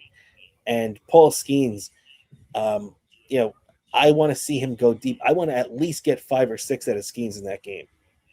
yeah, I feel like there's going to be more out of Skeeves the next game without a doubt. He's gonna get five, maybe even more. I just feel like he I feel like he's gonna ask for more innings. He could, I yeah, and it Yeah, all depends on how many pitches he has too. yeah, yeah, exactly. And at the same time, you really feel bad for Paul Skeeves that he has to be on during a during the regular season. He has to be on a team that doesn't really go anywhere, and an owner that doesn't quite know that winning sells seats. That's true. That's true. But I gotta say too that in a couple of weeks, me and you are gonna do our 2026 Major League Baseball predictions like we do every year, and I think I don't know if I'm gonna pick the Pirates to make the playoffs, but they're gonna be one of the teams I'm really thinking about because I think, especially with the two wild cards in the league now, we have mediocre teams make the playoffs all the time now. In fact, one of them, the Arizona Diamondbacks, who won 83 games, went all the way to the World Series, a couple of years ago. But I really think that the Pirates can give it a lot of teams a run for their money now, Dan. They got a couple of good young bats finally up here too, outside of O'Neill Cruz, who's been here for a few years, and their pitching staff, led by Paul Skeens, is really good and really deep. They, to me, have like a 2015 Mets vibe. Now they don't have the offense that team did, and the Mets offense that year wasn't that great until Cespedes showed up anyway.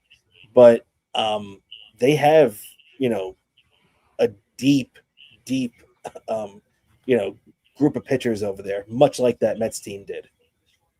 Yeah, they look like they're a team that could kind of be kind of decent, and it's going to be over the course of the season what how that's going to only time will tell. So, and I expect there's going to be highly contested division races and all the teams that so many playoff spots are going to come down to the last week of the season. I feel like. Oh yeah, even last year too. I feel like this is and I guess with the extra wild card and everything, that's bound to happen. And I guess that's probably why they added it. But it seems to me like uh, it that's happening a lot the last couple of years, and that's a good thing for baseball. Even if I do think the extra wild card waters the playoff down a little bit. Yeah, exactly. I feel like it kind of waters down a little bit, but as I just hope they don't try to do it any more than that. That's true. That's Yeah, true. yeah, they don't need to do it any more than that. And also, I guess maybe it does kind of good because it does put more money into baseball and it encourages teams to kind of spend more and not sandbag it during the season. Yeah, no doubt about it, man. As right now, we're having a meeting on the mound. Logan Webb's still in the game at 65 pitches. The United States is leading 3-0. As you can see, bottom of the fifth. Runner on first. He just walked a guy, which he hasn't been doing much tonight. So, in fact, let me take a look. That might be his first walk of the night. But the United States, in a pretty good position here, Dan. But you want to see Logan Webb try to get a double play ball here because I believe the limit for pitches in this round is 80. So if he gets, if he has to throw another 10 pitches to get out of this inning, that probably ends his night, at 5 innings. Yeah, exactly. You want to see him maybe go a couple more innings, give the bullpen some rest, have less bullpen that was used up going into the next round. Yeah, if he could get us 5 more outs and get to 6 innings, I feel like that would be ideal.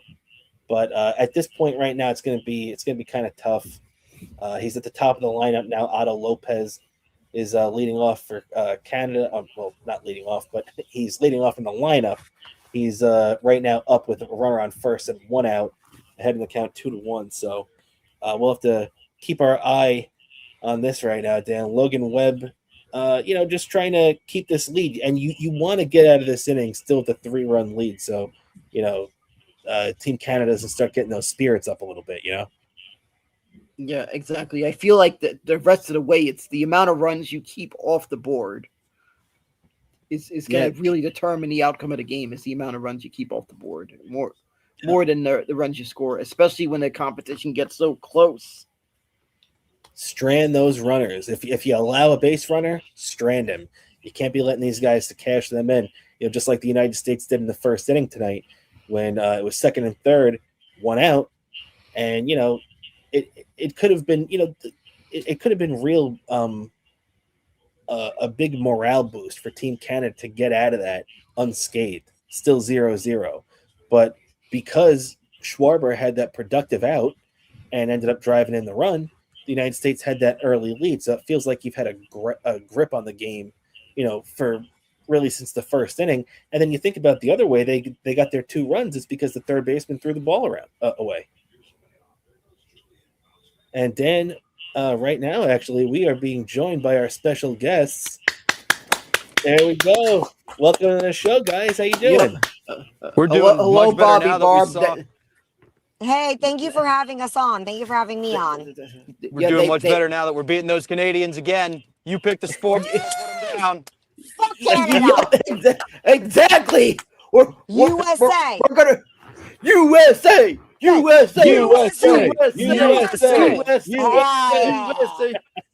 Yep. There we go. Well, Exactly. Bobby Tamburro, Barb, welcome to the show. Thank you for joining us tonight. You guys fresh out of your gig tonight. How'd the show go? Oh, it was so much fun. It was so good. Bobby killed it. So did Barb. Always. She's being humble. Bobby did so well. Just a small country club, but, a little shucking and jiving, getting in and out. Bo, you did some comedy, right? Yeah, I did a couple. I did a couple of things. I did a couple of things I think it was a comedy club in Brooklyn a couple of years ago. What comedy club in Brooklyn, if you want me asking? I think it was called Brooklyn Comedy Club. Old Man Hustle. Yeah. That I place. used to work there, and I used to manage it, and I used to be a booker there. I dated the owner. Also, so you might have saw me when I performed there. We might have literally run into each other. I'm not even joking. Yeah, because I performed there in 2022. In 2022, I killed. Oh, I wasn't working there in 2022. I was in Florida. I think that was our buddy Stevie Lou's show, right? Shout out Stevie. Shout out to Stevie. Yep. Shout out to Stevie who was amazing during that epic. And you got to rewatch that gold. That if you could find a way to get access to pair it with the gold medal game and that broadcast. Because you kind of really need to put into context what we were reacting to, because that was so epic. I actually rewatched the game with my footage just to see what it was like. That's I awesome. just had to pair. I had to pair it with the footage of me and Stevie Lou going nuts. Because I can imagine. Now, if I may interrupt you 1 second, but I got to tell you, Rob, you're looking quite svelte, man. Have you been hitting the gym? You're looking good this evening, buddy. Thanks, Bobby. I appreciate that, man. I'm living up to my New Year's resolution. Let's leave it at that. Congratulations, man. It's showing. You look like you've been mewing and look smaxing. I'm worried I'm going to get a frame mog by you in a second. No, I'm going to say looking good. Well, thank you guys, and thanks for joining I know us this here. is separate from the baseball champion, world champion, we're gonna talk about, but I love that you have the Jets, the Knicks, and the Mets. If you had the Rangers, you'd have my all my teams I root for from New York. We do have the Rangers on there, I think. Oh, we do have the it's Rangers. good. Bo's actually a Rangers fan, because I've never seen him sell out for something so quickly. Oh, so I used to go to MSG growing up. I'm the biggest Rangers fan. I have signed jerseys. Sean Avery and I talk on Instagram. Oh, that's awesome. Avery's the man. He's great. You gotta love a guy that forced the NFL, the NHL to change the rules of the game. Literally, that's what I say. That's why he is such a fucking legend, because he literally forced them to change the rules because of him. Standing Amazing. in front of Rodor. Literally what I was picturing in my mind. Yeah, that's the. But anyway, let's get on topic. Avery for that. And actually, real quick with the hockey, Barb. I know you're a big hockey fan. You saw the gold medal game, obviously. Of course, Bobo yeah. I had him wake up early for that. Yeah, and Bobo had the big stream that we had on this channel with Stevie Lou that was great, and Cardiff Electric. Hell yeah. Which was awesome. Oh, and, I wish I'd seen that. Yeah, it's still on our channel. You can check it out. It's still up there. It's like a 3-hour show, and it on really, YouTube or where? Right here. Yeah, it's right here. on our Okay, show. so I know where to watch it. We could promote it. And the best thing is, if you really want to see Bobo shirtless, you can watch him eat breakfast shirtless on that show. Oh, too. that's what my dreams are made of. I was just thinking the only thing more American would be as if Bobo did. Listen, if I want to get wet, I gotta see him shirtless.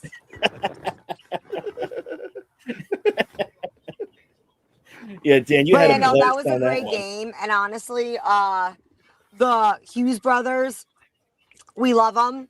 We stand them. And I have a theory, which again, this probably doesn't like tie into the whole USA Canada right now. Well, I guess it is for the baseball. So the whole Johnny Gaudreau like death like hit me. I also just slammed my mic. I'm so sorry, Bobby. I'm so sorry, guys. I'm retarded. I am literally a white woman, so a little stupid. But the whole like thing with Johnny Gaudreau and stuff, like literally that amazing save that like what's his face? Fuck, I forget his name. I have brain fog after the show. The USA goalie from a Canada team. You know what I'm talking about. Yes. Connor Hellebuck. Yes, Thank Hellebuck, you. yep. there we go, Hal. Thank you. We had to Thank pull you back in Bobo. somehow, Bo. Thank you, Bo. I Thank can you, Bo. never. I appreciate you for reminding me. But when he made that amazing save, legitimately, like I thought that, like that's Gaudreau's like spirit and ghost, just like there saving it. And one more thing I'm gonna say, I don't listen to Kylie Kelsey's podcast ever, but she just had Meredith Gaudreau on it.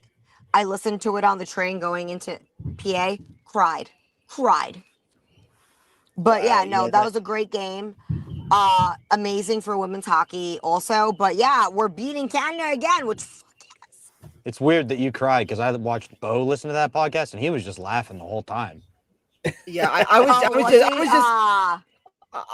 was laughing at it at the guest we had. We had a guest who was Canadian, just so we could laugh at a Canadian after the U.S. won, and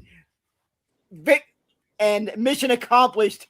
We got to do just that. So that Couldn't have show, drawn up any better, could you? and it pretty much I feel like that automatically that moment just won the best seat in the house podcast 2026. That'll be number one on the that's number one on the clip show. That moment. It's early in the year, but short of the Knicks or the Mets winning, I could see that being your moment, Bo. Because we know the Giants aren't going to do shit. The Jets, the Giants, Mets, the Knicks at least. Yeah, what do you think? Because a lot of people are not that thrilled with this regular season for the Knicks, especially in Mike Brown's first year. Knicks fan. He knows that. I'm a huge Knicks fan. We watch the playoffs, and yeah, I've been seeing the last few games. Lakers, Clippers, not doing well. We're not. It's a little disappointing. New York sports, though, have been disappointing for the past 10 years. See, here's my hot take on that, though, is I feel like last year in the playoffs, they had such a good regular season, they kind of burned out. That is true. We were talking about that during the playoffs, like when they were on, like me, like Bobby, like I forced Bobby to watch New York teams, like. And I feel like because of that, this year, some of the bigger games, they're kind of backing off a little bit. And the one game they lost to the Lakers where Cat really went off so bad. But LeBron wasn't playing, and if you look at their metrics, LeBron's playing. When he's not playing, the Lakers are a much more dangerous and hard to beat team. So I'm not too worried about the Knicks. I think but they're going to ride it in the Clippers, though. You know how like that they'd be okay. I hope you're right, Bobby, too. And I think you nailed it for last year too. And you really saw that in the first round against during the playoffs, and he was so right. Yep. I didn't mean to cut you off. I shouldn't cut a man off. I'm so sorry. It's all right. That's okay. And what were you saying, Bob? I'm nervous going into the playoffs, and I'm hoping our defense doesn't freaking crap out. Absolutely. He's spot on with the fears. Yeah, and by the way, speaking of that, I mentioned it as a Rangers fan. I gotta share this favorite photo of me and my dog in our Rangers gear. Oh yeah! Oh my god, I love that with the fedora. Fuck yeah! Yeah, we're both wearing our replicas of the Broadway hat. That's awesome. I love it. Yeah, I actually take nice. a picture every year every one of the years that the Rangers have been in the playoffs. Ever since I was able to grow facial hair on my face, I remember I do the that. playoff beard thing, and I take a picture right before the each no round shave. Yeah, during the playoffs, I take a picture before each round of the playoffs to show how far the playoff beard has gone going into that round. I love that. I love that so much. So, guys, we're sitting in a car and we don't have an update. Can you give us a score and what's going on in the game? I apologize. No I problem. derailed y'all. We're up 3-0 in a top of the 6th. Nice. So, what are we thinking?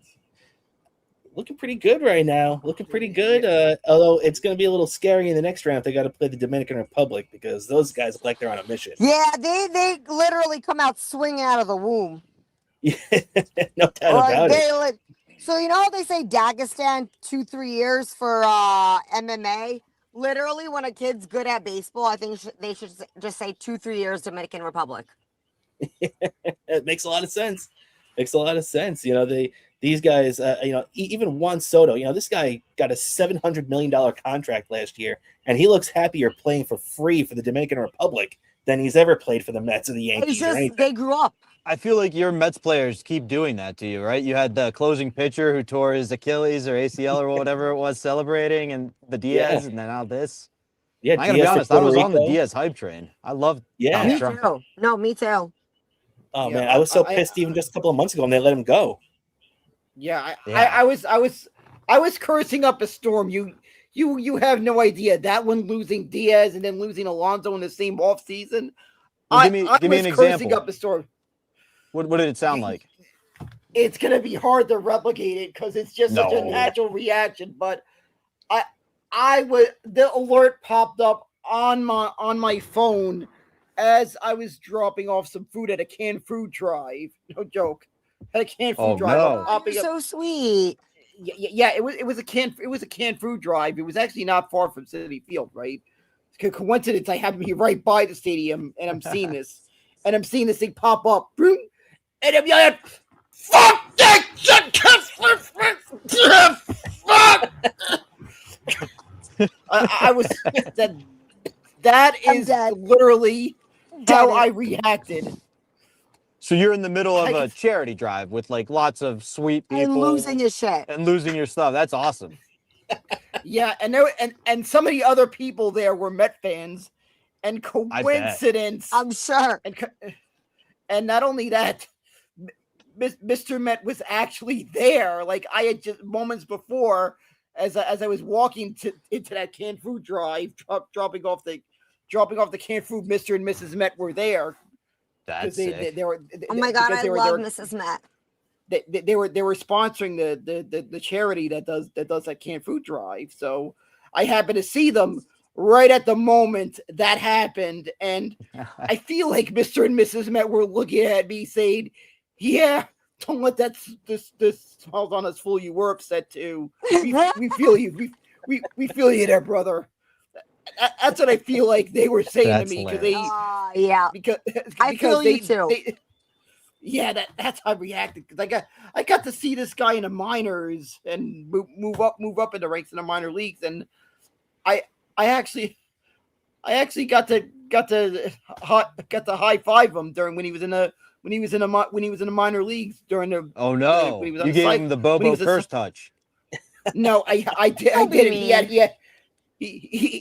He's had a great major league career so far, but this was just the beginning. And in low A, on opening day, you have the player on the Cyclones. They have the players right there at the entrance. If you've been to that stadium, you know what I'm talking about. My dad used to take me to the Cyclones. I used to go there. I grew up in Rockaway, so we used to go to Cyclone games all the time. So yeah, exactly. So you know what I'm talking. I know exactly what you're talking about, baby.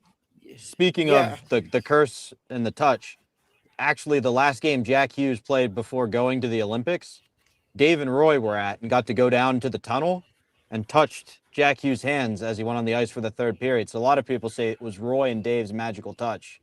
Hey, it could have been that game winner. I'm going to say he also is dating Tate McRae, which is the Canadian sweetheart. So we've taken everything away from those motherfuckers. Yeah, that is just. I am just laughing at that. I said Canada is now two countries bitches after that. Exactly.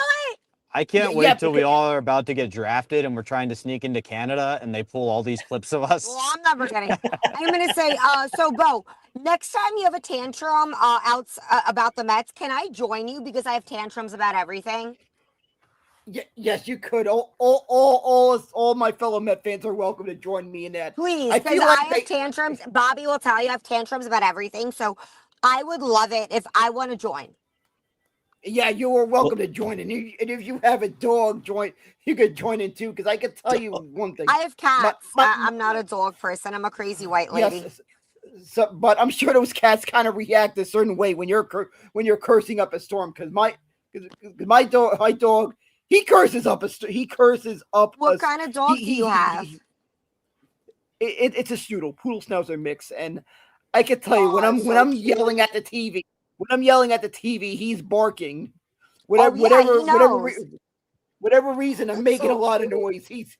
He is barking, and there have been times where friends of mine in the area visit and they bring their dogs, and I'm watching the game. They're joining in the barking too, so they know. And I've even seen him bark with other dogs that bark in the park days at City Field when I'm going nuts. They feel the same way. You know, we scream and talk, dogs bark. Yeah, and I say forever bark at a park day, one of the greatest promotions in baseball ever. Bark I at agree. a park day. I remember how much you love that. Again, man's knows his shit. Can you bring dogs to NASCAR, Bo, or is it too loud for them? It's too loud for them, and I don't think they ever have a promotion for that. That'd be a little cruel. I just figured because it's outside, they'd like to be, Have you gone to NASCAR races? I've gone to quite a few. Which ones? I've only been to one. I've been to Homestead a couple of times because of relatives in Florida. I was at the very first race at Homestead where I actually got to meet Jeff Gordon when they were doing a couple of practice runs. I got him to sign. I'm so jealous. Oh my God. That's not sick. You get sick when you shake hands with Jeff Gordon because he's gay. And actually, fucking fag. But I brought one of those promotional photos. You know how the Cup Series teams sometimes they give out these promotional photos. I had one, and I got Jeff to sign it, and it's still one of my prized possessions in my collection. When I finally got to get his autograph and got to meet my favorite driver, and I still treasure those photos I took at that race, watching the qualifying in the pit area, being that close, like right there, that the 24 car was like right in front of me. So fucking cool. Those memories still hit me. I've also been to Pocono. I've been to Poconos a couple of times because that's nearby here. I've been to Dover a couple of times because that's nearby here. I've been to Daytona, of course, because I got relatives a driving distance from. I was gonna say I've only been Daytona to Daytona 500. Yeah, I've been there. That's just a lot of fun, and I love the energy. I love the energy of these fans. And I just love it's so good. And I just love the patriotism of these fans. And the way they give the troops a standing ovation. And when they bring that American flag, I get so on the back of the truck. Yeah, exactly. It is just overwhelming when you're at one of these races. Words 100%. cannot describe it. It is an incredible fan experience. You definitely got to get out to your nearest track. I definitely recommend. I've done naughty things at the Daytona 500 in a bathroom, like a trash bag. Oh my God. Speaking of patriotism, Rob, how are our boys doing? We're pretty good. We're up 5-0. We're up 5-0. Oh yeah, what's the inning? It's going into the bottom of the 6th, I believe. How many outs? Going into. Oh, yeah, my bad. Top 6 just ended. U.S. opened up a 5-0 lead. So off to a hell of a start in this game right now. Hold on a second. I gotta go get my mom something out of the fridge. While he does that, what a great son. Let me ask you this: do you think the manager of the U.S. team went and was like, "Guys, if you like me, we better blow them out this game. We need to change the talking points." You got that right. And because right now he's in a situation where even if they don't, if they go all the way to the championship game and lose, he's still gonna get so much shit for not knowing that they didn't clinch when he thought they did. So he knows, Mark DeRosa was in the running for other major league managing jobs, and he knows he's not going to get that basically if they don't win it all. Exactly, right? Facts. I was gonna say fake, but facts. Exactly.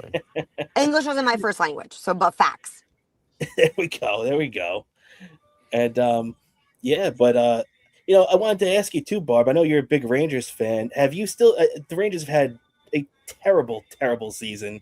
Are you still watching at all, or are you just over the Rangers at this point? So I actually, Bobby knows. I started. So even in my Insta profile, I put ex Rangers fan, like New York Rangers, because I literally was like, it's not worth it. Like I've gone to a lot of live games, like this season, and Bobby's taken me to the Stadium Series and a bunch of them too. Like we've gone preseason, regular season. Like I said, I know Sean Avery. I know the guys from like Mind Your Fucking Business and stuff like that. Yeah, I stopped watching, I think around December, like, because I said, you're not, like, you don't deserve my attention. But ever since Breadman Panarin was traded to the Kings, Laffy Taffy, Lafreniere, the past 3 games, they won 3 games in a row since November 28th, and Laffy had 3 hat tricks in a row. So, also Trocheck, you were getting a fucking gold medal. Why the fuck are you not performing that fucking way? Like literally, like Bobo literally reminded me of Hellybuck. He doesn't play that way on his team. Like, you know what I mean? Also, I feel like this is Connor McDavid's like villain origin story. Oh, for sure. But no, the Rangers they moved from last spot to second to last. And I was -2 the last time they won the Stanley Cup, and I've seen them get so close. And Bobby knows the one and only time I cried because of sports was 2 years ago. That is true. That was a rough one. And he saw me. I got to tell you, you New York fans, you're not good losers. Oh, you're in New York too? Hell yeah. Oh yeah. And basically the same teams. We're in New York, if you don't mind me asking. Long Island, Levittown. We're in Long Island. In Levittown. Okay, so I grew up in Rockaway Beach, and my mom dated a bunch of Long Island guys. I played tennis at Rockville Center. Oh, very nice. I know, like, Baldwin. I used to work in the Hamptons and stuff. Very cool. Very cool. I love Long Island.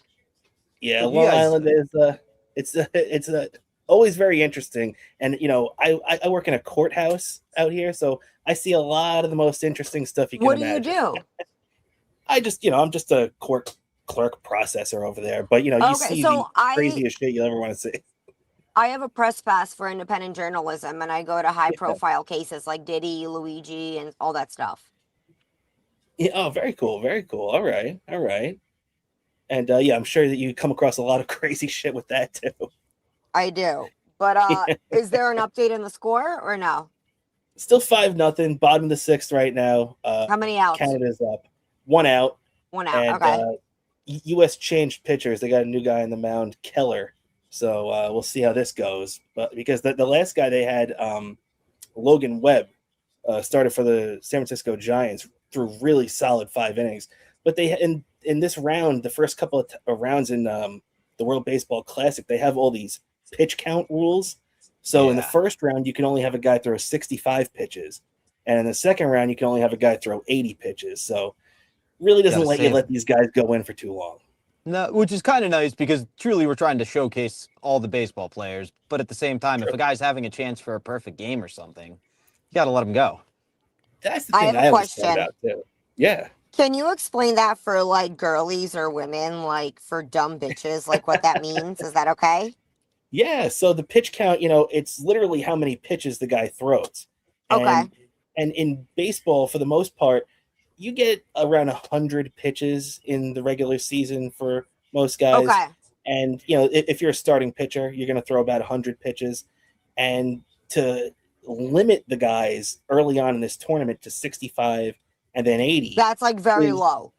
It's very strange when you're not used to it. But I guess in this tournament, just like Bobby said, you kind of want to see a lot of the rosters. You want to see more of these teams. You don't just want to have a guy. He's good at that shit, analyzing like all sports. Yeah. But at the same time, in the regular season, if a guy was having a perfect game or a no hitter going, you can ignore it. It's more of a suggestion. It's kind of like a speed limit. Whereas in this, if you go over, you forfeit the game. So it's a lot stricter. There's no leeway for like those magical. That's why I asked for explanation because it seemed like different than a regular MLB game. Yeah, because like famously, the Mets only they've thrown 2 no-hitters in their whole history, and one of them was back in 2012 by this guy Johan Santana, who threw 130 pitches to get it. So everybody always blames him because he got the manager Terry Collins let him throw that many, and I then he got hurt remember. Yeah, basically that was the 2 whole starts thing. later. So everybody blames him for basically letting his arm fall off. I And the missed crazy part DeGrom is on the I Mets. was I at missed that game. Thor. I missed DeGrom. I missed our Thor on the Mets. To be honest, Me too. I miss those believe- days. They were like me too. superheroes. I miss those days. Yeah, I still miss those days. I still remember the funny blooper with the with the Noah Syndergaard bobblehead they gave out in 2017.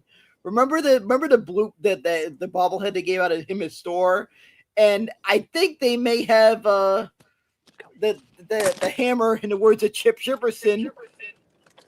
It looked like a peck or something. Oh gosh. I don't remember that. Yeah. Take a look at the bobblehead from 2017. It was in Noah Syndergaard at store bobblehead. Take a look at the base of the bobblehead. There's a Thor the hammer. Take a look at it, and I noticed it.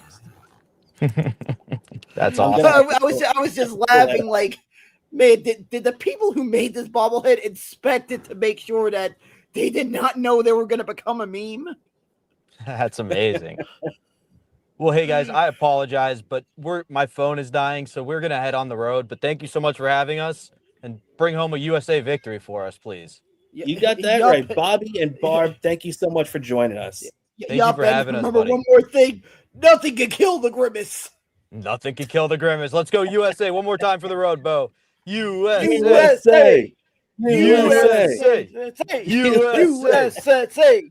We'll hang 1 second so Barb can say goodbye when she gets back. She had to grab something quick, but Okay. I did want to say thank you so much for having us. Next to the Davy Mac Sports program, my favorite sports podcast is the best seat in the house. Bobby, you're the best. And I just want to say too, nobody does a better job on Tales from the Satellite than Bobby Tamburro. If you want to see, this guy runs the show like a pro. It is. I love hearing you guys get into it, talking about the old Ron and Fez stuff and everything else with East Side Dave. It is so much fun, and you do a great job. He's great. Of keeping everybody on It's so there. entertaining. Thank you so much. Barb, we were just getting thank out of you, here. If you want to thank say you so goodbye, much. I figured we'd stay on. I was just saying- Yeah.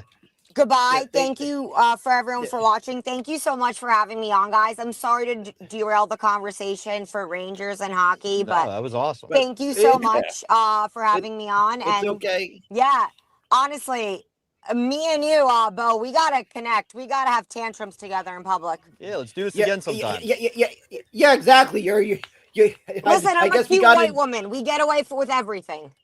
you're an additional member of the Mets fan family, and we're glad you're a part of the Mets fan family. You two have a safe trip home, and thanks for coming on our show. As always, it was a blast. Thank Let's you. do it again sometime soon. Thank you so much, guys. Amazing. Thank you. You got it, guys. Have a good one. Thanks for coming on. Thank you. And there goes That- Bobby and Barb. Thank you so much that- to those two yeah, for that- hanging out with us tonight. That was awesome. Yeah, that was just so cool. Such a wonder. That was such a great group of people. I didn't even know we got.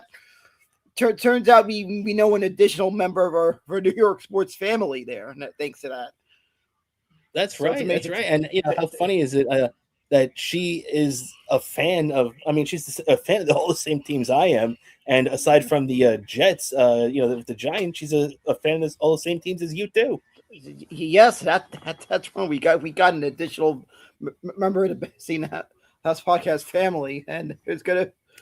And I gotta say that's gonna be an interesting next couple of months of the season, and could be even more fun with the guests we're gonna have on if the Mets get to one win away from winning a World Series potentially one of these days. Absolutely, man. Absolutely. And we'll definitely have to have Bobby and Barb on again, and Bobby too. I don't want to I'm the worst at asking for guests too. I'd love to have Bobby on before this, but I just don't like bothering people. Even Stevie Lou, who I know, would want to come on. Cardiff tonight too. I I felt like I didn't really want to send him the link. I didn't want to bother the guy. He was just on with us a couple of weeks ago, So Yeah. I'm the worst at that. So, but I always love having these guys on, and Bobby was awesome tonight, and Barb was awesome tonight for us. Yeah. They were just an awesome group of people, and a big thanks to Bobby and Barb. Thank you too for taking taking some of your time to come on our show, even if it was for a couple of moments. You somehow managed to become part of the memories of this show. That's going to be I feel like this could be a classic episode, especially if we win the whole thing. Absolutely, man. This could be the United States getting the ball rolling again. Yeah, this is gonna be epic. And I was about to say the whole thing about making Canada our bitch is that the reason I say two countries is because apparently I hear they're like kind of a Commonwealth of England. No joke. A Canadian friend of mine when he was in town, I just said, "Can I see what some of that weird looking Monopoly money you have there looks like?" And I took a look at this, and I was just saying, like, why do you guys have the Queen Elizabeth on your money? And apparently it's because it's a Commonwealth. And he says, "Man, I can't believe you let another country make you your bitch. We freaking during that Revolutionary War, we said no, we don't want any part of this. And you guys let this happen. Someone from a dignitary from a foreign country, not your own, be on your own money." Dan. You just had to make this a nervous one. That's right. If you're wondering why Bobo's reacting like that right now, it's because the new pitcher for the United States, Spire, had already given up a run, allowing Canada to scratch one out, make it a 5-1 game. And then Jerry Naylor, who we mentioned, Bo Naylor, his brother. Actually, I didn't realize that both Naylors were in the lineup today. Yes, Bo Naylor ends up taking Spire deep, 2-run shot. And now we are smack dab in the middle of a tight ball game, Dan. United States 5, Canada 3 here in the bottom of the 6th. Freaking never make it easy. I've just my years being a Met fan, they never freaking make this easy. Of course this was gonna happen. Yeah, you just knew it, and it's hey, the United States has to bear down now. You gave up a couple of runs to Canada. Hey, you know what? The U.S. has put up 5. Let's put up a couple more. There's a couple of base hits the United States got, clutch hits to extend this lead to 5-0. Let's get a couple of more and put up a few on the mound and make it easy on our pitchers today. Yeah, exactly. We got to make. Yeah, give me less of a heart attack win, which would be nice. That's right. And it looks like we had a fan of Barb here in the in the chat. Hot chicks always welcome. Absolutely, it was great having Barb on. Yeah, exactly. More importantly, she's also a member of the Mets fan family. Beyond that, exactly, she's a big sports fan. And obviously, knows her shit too. Yeah, so I feel like she's gonna be appearing on our show many times because we've got a new friend of the. I feel like we gained a new friend of the show. Absolutely. Barb was great on, very, very knowledgeable, and great to hear her input and her opinion, especially talking the hockey and everything. And of course, she would know Sean Avery. That's awesome. Sean Avery, one of my favorite Rangers of the last 20 years, Dan. If you're a Rangers fan, you gotta love Sean Avery.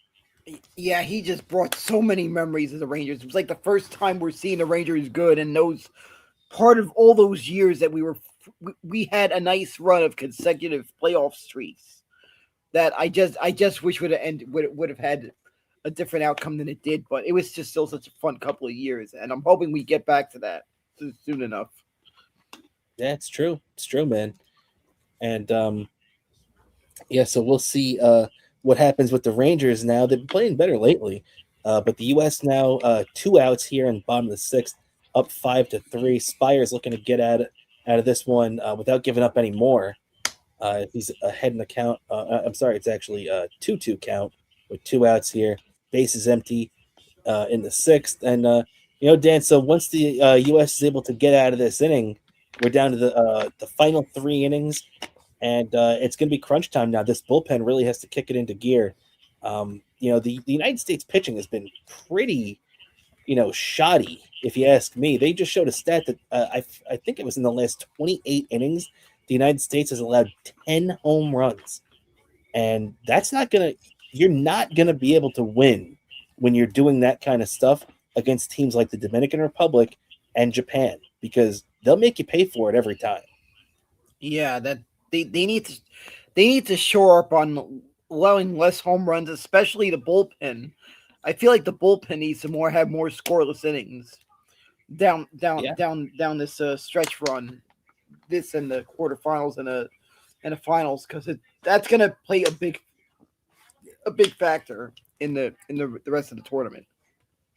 That's right, and the side has been retired, so we're going to the top of the seventh now.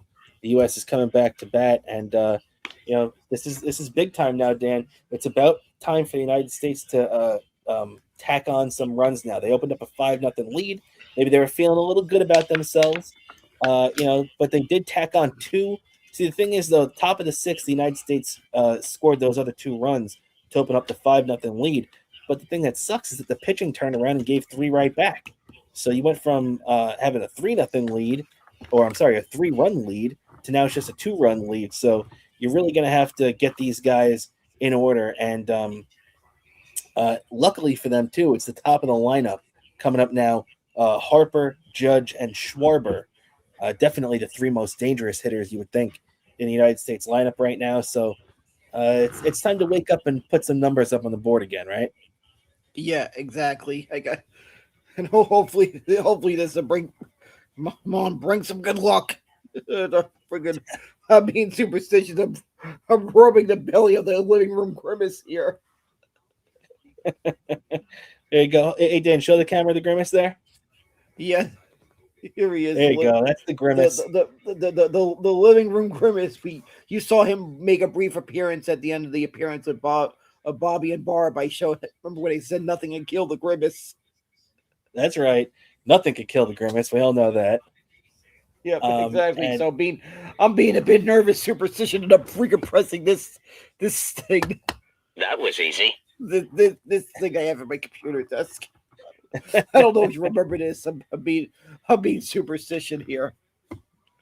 There we go. Hey, let's keep it going. And I'm telling you right now, if the United States ends up putting up a couple of runs in this inning, you got to hit that every inning. Yeah, I might have to hit that every inning. This goofy little thing I just freaking have on my had on my desk. I'm just sarcastically pressing it. No doubt about it. Oh, we got a chat coming in, Dan, from Boxing Now saying grimace shake on a scale of 1 to 10. What do you think? I missed out on the grimace shake when it was a thing. Oh, you didn't have it? The shake machine wasn't working during that time at my local McDonald's. You know how it is. True. Does the shake machine ever work at a McDonald's? No, I don't think it does. Too. Although, luckily the last couple of times it has. Last year when I went to get a Shamrock Shake, every time I went to get one, it worked somehow, and somehow it's probably gonna work. Hopefully, because I feel like somehow the grimace. If I see the grimace, I think if you make eye contact with the grimace, the shake machine works next time you go to a McDonald's. I think that's how it works. Fair enough. Well, how about a Shamrock Shake then? What do you think of that? That's also good. That's also good stuff. Also, I've tried it. I get one every year. Well, on a scale of 1 to 10. I feel like it's an 8 because they used to hit different years ago. Okay, makes sense. Definitely makes sense. I'm with you. I was gonna go because I did have a grimace shake. I was gonna go with either a 7 or 8 too. So we're right about the same. Yeah. If they ever bring the grimace shake back in the menu, I'm going to get one. I'm getting one. That's at the top of your list. I am getting one. I wish they would have brought the grimace shake back during the Mets playoff run. At least in the New York area, they should have brought it back. just fit the team at a playoff run. They should have done that in the New York area during 2024. Bring back the Grimace Shake. That's true. That would have been awesome. As Bryce Harper, by the way, was just struck out on a really bad call by the umpire. It was, I wouldn't say it was quite in the right-hander's batter's box, but it was pretty outside. So I think everybody there, including the pitcher, thought it was going to be a ball, and surprised everybody when the umpire rung Bryce Harper up there. So, I wonder. I haven't really noticed it in the tournament yet, but I guess they're not using the ABS thing in the World Baseball Classic, right? I guess they're doing a similar thing to 2023 because the pitch clock was kind of new, so they didn't want to do the new rules during the World Baseball Classic. I feel the same thing because the ABS isn't used yet. Mm-hmm. They're still testing it out in spring training. They rather not use it until it's been established than used. So probably the next World Baseball Classic, we're going to see the ABS because we saw last time they didn't have the pitch clock when they were introducing the pitch clock that year. And they're doing the pitch clock now. So I'm pretty sure next, and you also see the newer base pad, the bigger base pads this year. So we're seeing that. So next time we're going to see the ABS the next WBC. That makes sense, because then at least by then too, but I guess the next WBC is going to be in 2030. So at least there will be a good 3 or 4 years of them using the ABS system. Yeah, never mind that for a second. I just stood silent because I thought Aaron Judge was about to hit one out, and that's the only time, or one of the few times you're going to see Bobo get really excited for an Aaron Judge almost home run, right?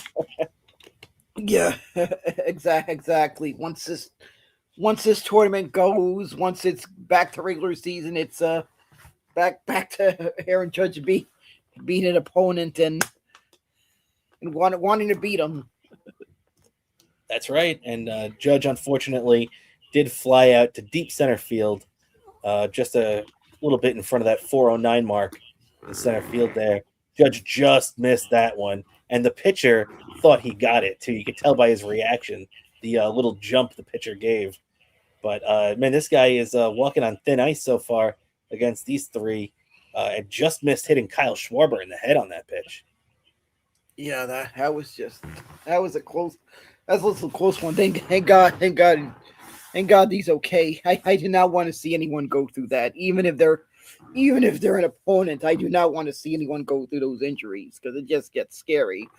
I remember being at this game that it was someone on the Washington Nationals. I think it was Nick Johnson that got injured, and I think me and my sister just stood silent. Yeah. It's rough when you see. Yeah, when you see these guys get injured like that, and luckily the guy he was able to get up, and he was the guy recovered fine. But that is just a scary situation, seeing a player injured like that. I remember my mom saying how silent her and my dad was during that game in 1985, Joe Theismann when during that tackle by LT when Joe Theismann got a career-ending injury. That she said there was just she remembered watching that game, saying it was like an utter silence in the stadium. Yeah, LT basically broke him in half on that play, and that's tough to watch. If you've ever seen the clips of it, it's pretty gruesome. It's pretty gruesome. Yeah, and you even see the look on LT's face, like he's wondering, is this guy gonna okay? Because seeing even that, seeing a guy injured like that, it's kind of rough seeing that happen. Whatever I that about it. It's not quite on the level of that Joe Theismann injury, but I was actually at the game in 2009 where David Wright got hit in the head by the pitch from Matt Cain that really screwed him up for a little bit there. And man, you could hear Citi Field was like you could hear a pin drop in Citi Field that day against the San Francisco Giants with Matt Cain, who he was a young pitcher, still throwing pretty hard at that time, just drilled David right in the head, and for a good year or so after that, David was a little messed up from that. Oof, right. I actually remember that game. I was just silent, like, oh my God. please be okay. Why does this always? And I remember a little bit. It was like, why does this always freaking have to happen to us? There was. I just remember that was a rough one. Looking at that one, I remember watching it on TV. Just watching it on TV was rough. Yeah, definitely.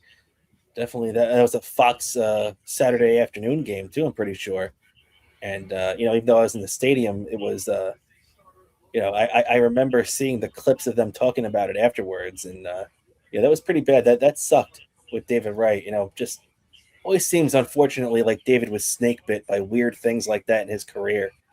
A couple of years after that, he got in that incident or that little play at second base where he ended up hurting his back, and then that was the thing that ended up basically leading to the spinal stenosis that, for all intents and purposes, basically ended his career.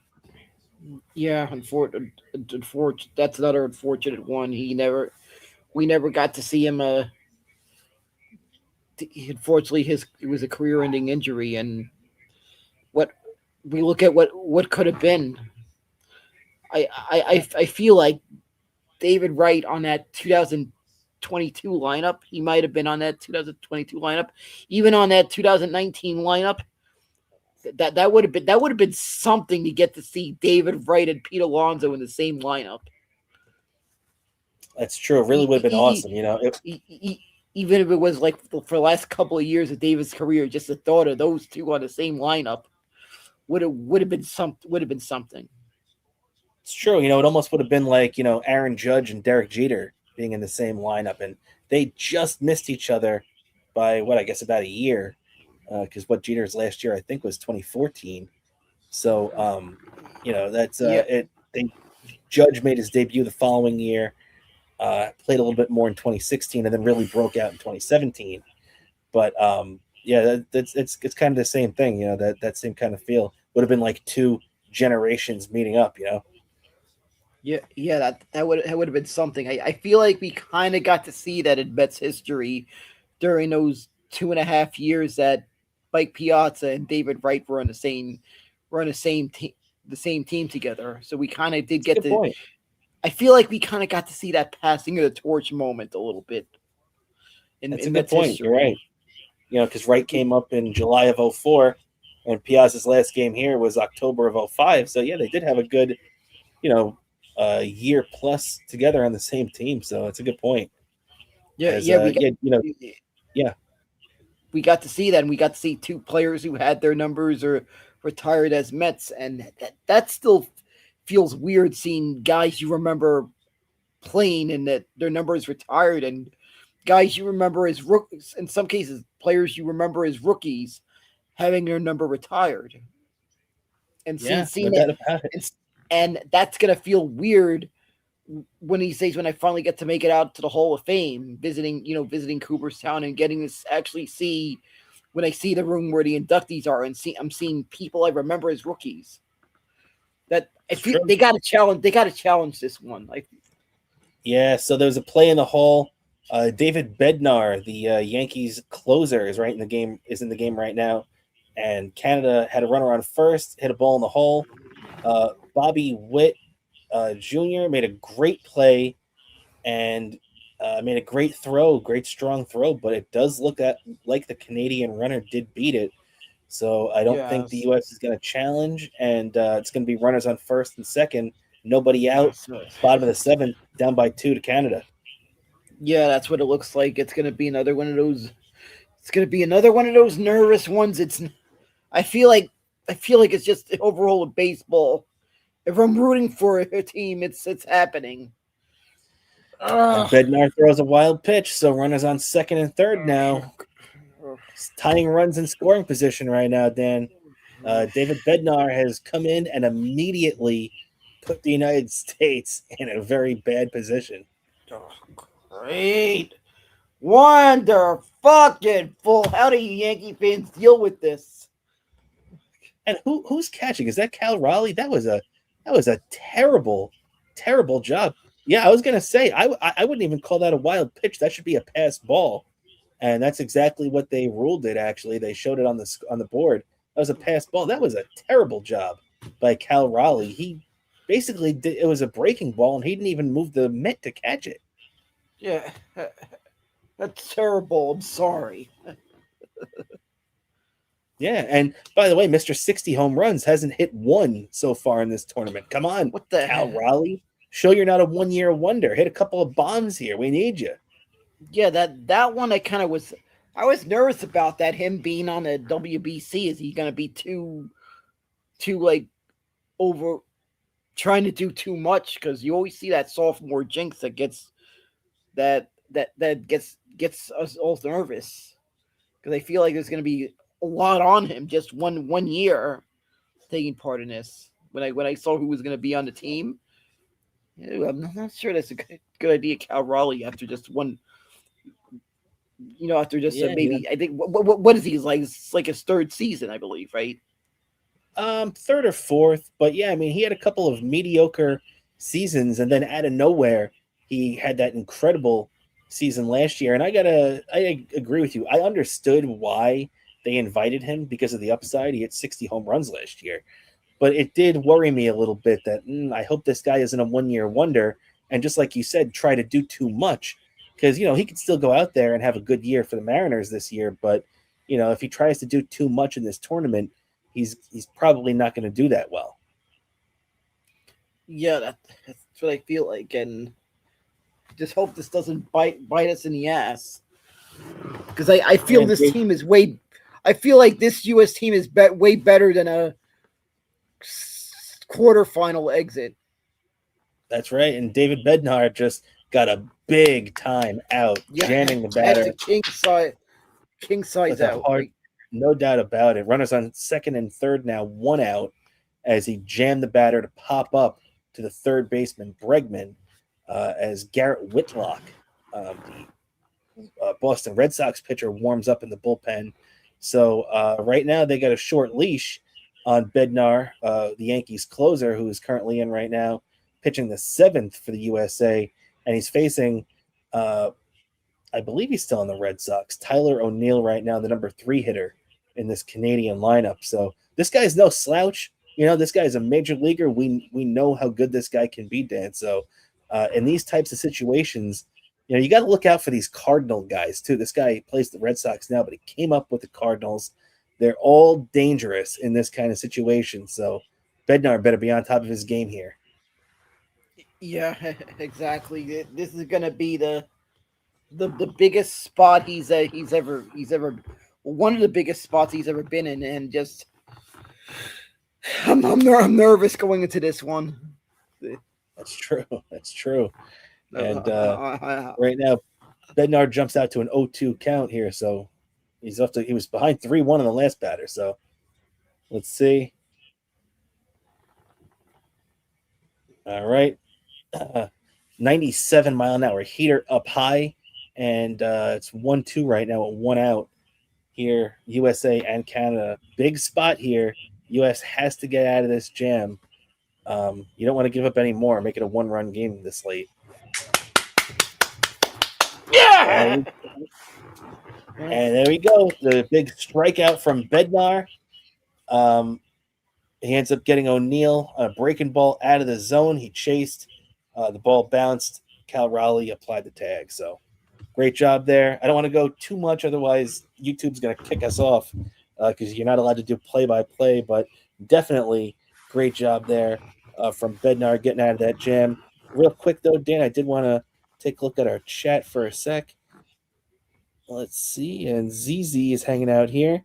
I hope the pitch system can have accurate strike zones for individual hitters. The one they show on TV is often not the right height for their elbows. And he's right about that. A lot of people take those boxes they show on TV as gospel.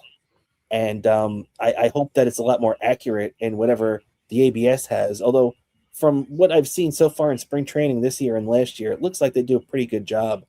And the interesting thing about that too, Dan, is that I heard Major League Baseball is basically making all broadcasts of games this year, and I guess going forward now during this ABS system, that you're not allowed to have that box on TV, because then it makes it easier if the teams have the game on in the dugout for them to know when to challenge, when they should challenge, or if something happens and they have a gripe with the challenge, they could show, oh look, it was a strike on here. So from what I'm hearing, teams aren't allowed to even have this box anymore, and I guess the only reason they have it here is because the WBC doesn't have that ABS system here. Yeah, I feel like that's why. That's why I feel like this is another thing. That's another thing you're not going to see in the next WBC is that box. Man, I thought Bednar got him on that one. Cassie checked his swing on a pitch on the outside corner of the plate, and the umpire said he held it. I thought you could have either rung him up on looking there or said that he didn't check his swing, but they called it a ball, and after the last foul ball on this, it's still a 2-2 count now, Dan. Let's see if we can get out of this one. Another foul ball. So, all right, we sit here and wait. Let's take a look at the chat one more time here. ZZ. Let's see. Maybe we could see batters shrink in the strike zone again by changing their stance. That would be cool. I agree. That would be pretty cool. You always had those wacky strike zones. And it was interesting to me too, Dan. You ever hear about it was a promotion, the St. Louis Browns, the team that preceded the Orioles, actually had a promotion in the early 50s where they had a real midget, a short person, on their team, and the reason why they did that is because they wanted to put a guy up that the umpire would have a problem calling the strike zone on. So it's real interesting that you say that because, yeah, I guess it is based on the guy, his stance, his height, and everything like that, what the strike zone would be. Yeah, so maybe we will see that. And that was actually a pretty wild story. I actually watched a documentary about the Browns. It's about this really obscure history in MLB, and it was fascinating hearing this, how this literally little forgotten history of MLB. And it's true. And as we were discussing that, though, Bednar gets out of the inning, strikes out, and the United States gets out of it, still up by 2, stranding those runners on second and third. So big time out for the Yankee closer. Yeah, without a doubt, big time out for the Yankee closer, and I can tell you there is going to be a lot more nervous moments this tournament, and I just hope there'll be nervous moments like this going into October because it's going to happen, and I feel like this is a rare time you're going to see me like this during a baseball game in March, but that's what happens during the WBC, and it's gonna. That's right, man. So we got big time outs going on there. ZZ saying they need a little espresso. I think he's right about that. As you see those Italians, man, they got some kind of home run, celebration there. They put the jacket on the guy. They give him an espresso. He does a shot of it. And, what do you think about that whole celebration there? Yeah. I got a question. Is that even a good idea drinking that much caffeine during a game? Because I've drank, I've had espresso before enough to know that shit hits you hard. That is some really, really strong caffeine. That could freaking put you on some. That I kind of wonder if that's even a good idea to have that much caffeine for these players during a game. That's a good point too, and especially even if you get that initial boost, if you hit a home run in the first inning, you could be, having a caffeine crash by the time the 7th or 8th is rolling around. Yeah, exactly. It's like the last thing it needs is need more coffee. Need more. They get the coffee guy from regular show. Yeah, exactly. It's not like there's a giant coffee bean in the stands, and this guy that just translate them because the coffee bean says nothing but coffee. I feel like that needs to be a name of a coffee shop. Coffee. I think you're right. And you know what? I'm sure there probably is, right? There's got to be a place somewhere around called Coffee, right? Yeah, it needs to be that. I, I am shocked that regular show people didn't sell like a brand, like a limited edition thing of coffee, like that was called coffee that has a picture of that coffee bean on it. I would buy that. I would without a Absolutely. doubt. I would without a doubt buy a bag of coffee that has a picture of that coffee bean on it. If they made, they made like a limited edition thing, especially when I hear they're doing like a little limited revival of regular show that they're gonna have.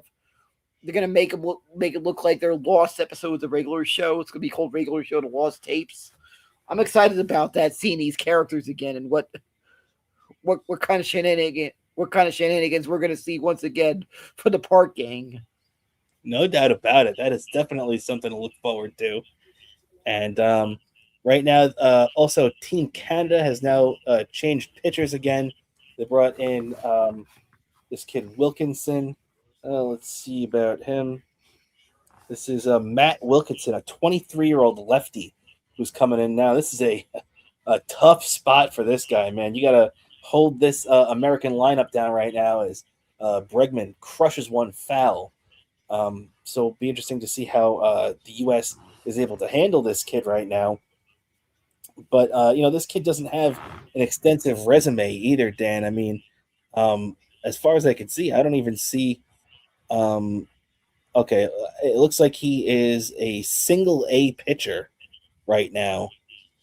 So 23-year-old single A pitcher. The United States should at least be able to get a run or two off this guy in this inning, right?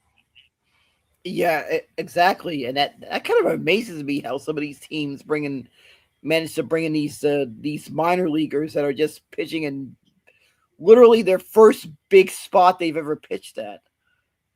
Yeah, I mean, this This has got to be some kind of thrill for this guy. You're a 23-year-old kid. You've never pitched beyond single A. We know how low that is in the scheme of the baseball hierarchy, and you're going up against a guy like Alex Bregman right now, who's got two world championships. He's been a star for the last decade in this league. He's a pro at this point, and not to mention, you get him to pop out. So if you're this kid Wilkinson, you got to eat this up right now. Yep. Yeah, that is a pretty big.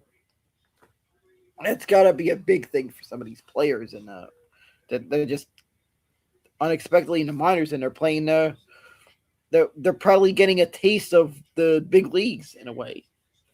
Yeah, no doubt about it, because you're facing big league talent, especially when you get to this level now.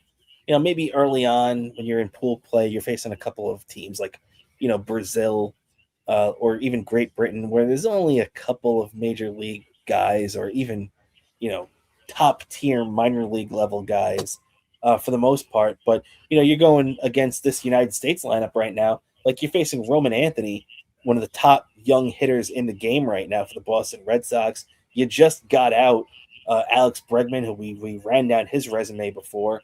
So this is a chance to put up or shut up. Yeah, exactly. This has got to they got to come up big time in this tournament and just keep not stranded. They got to stop stranding runners the rest of the tournament and not do too much.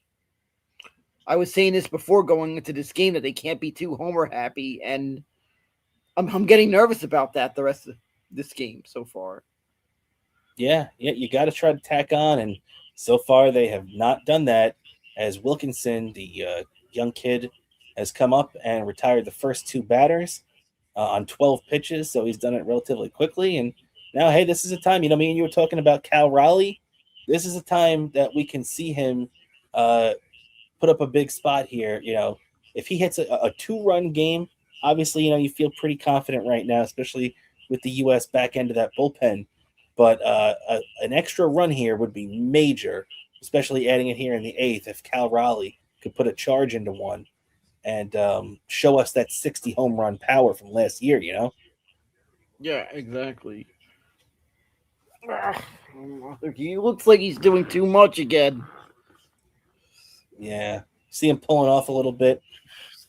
It's funny too. Cal Raleigh is a switch hitter, but I feel like you really only see him hit from. Obviously, I guess there's a lot more right-handed pitching, so that's probably the reason. But I feel like I've very rarely even seen him hit from the right side. I feel like every time I've seen him bat, it's from the left side.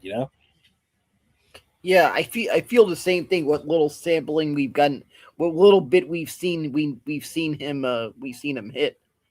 Probably Yeah, got this. Probably, I think the most we saw him here in this area is probably during the playoff coverage. yeah, that's right. That's definitely right. And Cal Raleigh and the Mariners last year had an awesome run with Raleigh, even in the postseason, had a good year. But unfortunately, he couldn't keep that going right there as he struck out a pitch well out of the strike zone. And I think that goes to show what you're saying, Dan. He's trying to do too much. He's putting it all on himself right now. And it's like, man, this is a guy who hit 60 home runs, and there's a reason why, you're hitting, lower in the lineup than you would assume. This is a guy that's hit 60 last year, and he's hitting seventh in the United States lineup. That shows how deep the talent is. So I feel like he doesn't have to try to do as much as he thinks he does right now. But you could tell it looks like a lot of these guys are pressing. How else is a guy from single A going to be able to come out and shut down the heart of that lineup? Yes, just doesn't make sense. It does not make sense. This this should be a walk in the park if you actually take this at bat. If you're not too homer happy, but once again this has happened, and I'm just keeping my fingers crossed they don't do this, because you really can't do this against some of the upper echelon teams. That the further you get in this tournament, they need to be willing to play small ball. Yeah, the Dominican Republic and Japan, it's not going to be easy, man. It's not going to be easy at all. So they really got to figure out a way to create some runs, even when they're not hitting, which right now it seems like that's the case. Also, too, I know we showed it earlier, but the DR ended up beating Korea 10-0 to advance to the next round. I know, Dan, I forgot to ask you this before when we were talking about it, but did you happen to see the Juan Soto play at the plate that extended the DR lead to 4-0 in this game? Yeah, I saw that. That was it. Just looked like, yeah, this game was just going to be a blowout. Like, Korea just looked overmatched in that game. Yeah, but what I'm saying, the reason why I brought that up is because that scared the crap out of me when I saw him sliding head first into home plate there. That's the easiest way to get injured. You're sliding into home plate head first with the catcher gear. And by the way, that was the worst slide I've seen. Soto didn't even touch it at first, and the catcher did the worst job I've ever seen of a catcher blocking the plate and trying to make the play. He swiped the tag like 3 times and missed every time. Yeah, that one got me a bit nervous, and thank God Soto's okay. I'm watching the rest of this tournament, hoping nothing goes south. That's going to leave me cursing up a storm, because it's turning out like I was looking at that game just hoping Soto doesn't get hurt. I'm just looking at each game. Good so far. Soto hasn't gotten hurt. This guy doesn't. None of our guys that are pitching in the World Baseball Classic, that are playing in the in the WBC, have gotten hurt. That's what I'm hoping for, because I'm telling you, as a Met fan, even during non-WBC years, I just keep going into spring training. Please don't get one of those classic Met injuries. Please don't do that. It is like that the entire. That is the life of a Mets fan. No doubt about it, man. That's what you have to really worry about. Even that's why it was good to see Clay Holmes return to Met camp and actually appear healthy today for the Mets. He actually came in relief for the Met game today. So Clay Holmes has officially departed Team USA and rejoined the Mets at this point. And he's another guy too. I was just happy we can check his name off the list. We don't have to worry about Clay Holmes. He's healthy and he's back in Met camp now.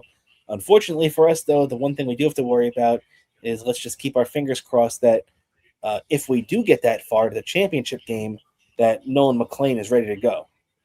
Yeah, that's what I'm hoping. I just really have a feeling he's going to have a better start.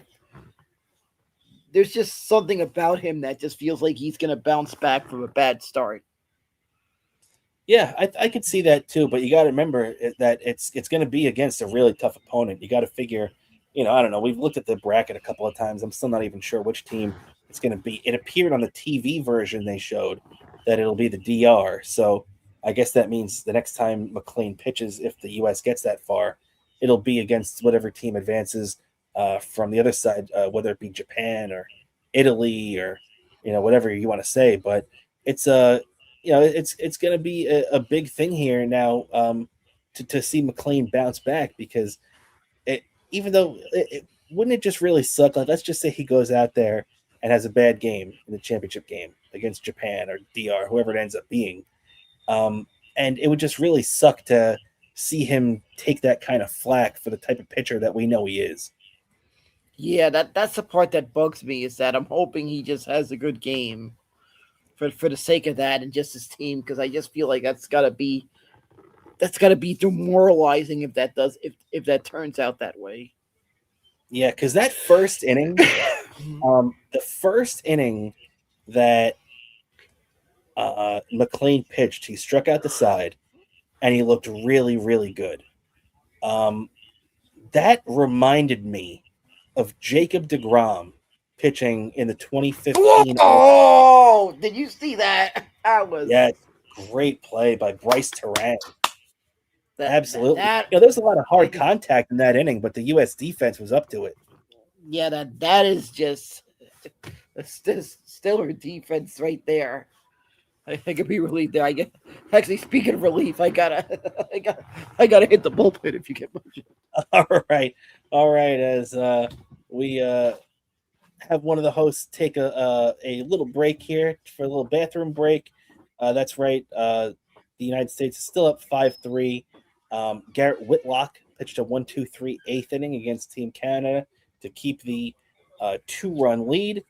And right now we're going to the ninth inning. That's right. The United States is going to have a 2-run lead heading to the ninth. And who knows? This is if they win this tonight, then they're going to be punching their ticket to the semifinal, where they're, from what I see, it looks like they're going to be playing the Dominican Republic.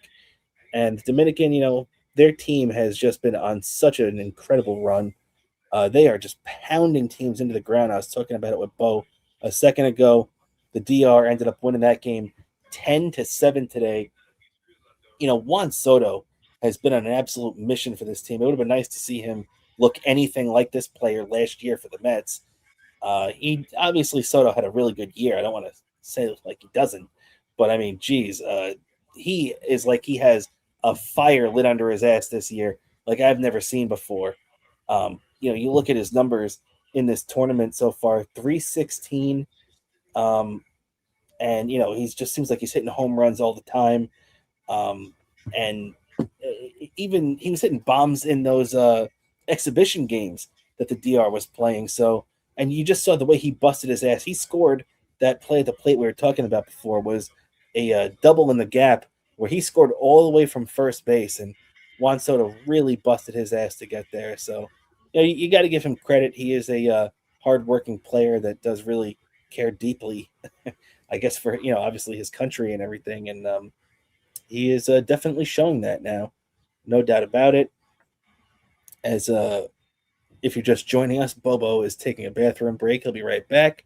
But we are watching the World Baseball Classic, United States playing Canada.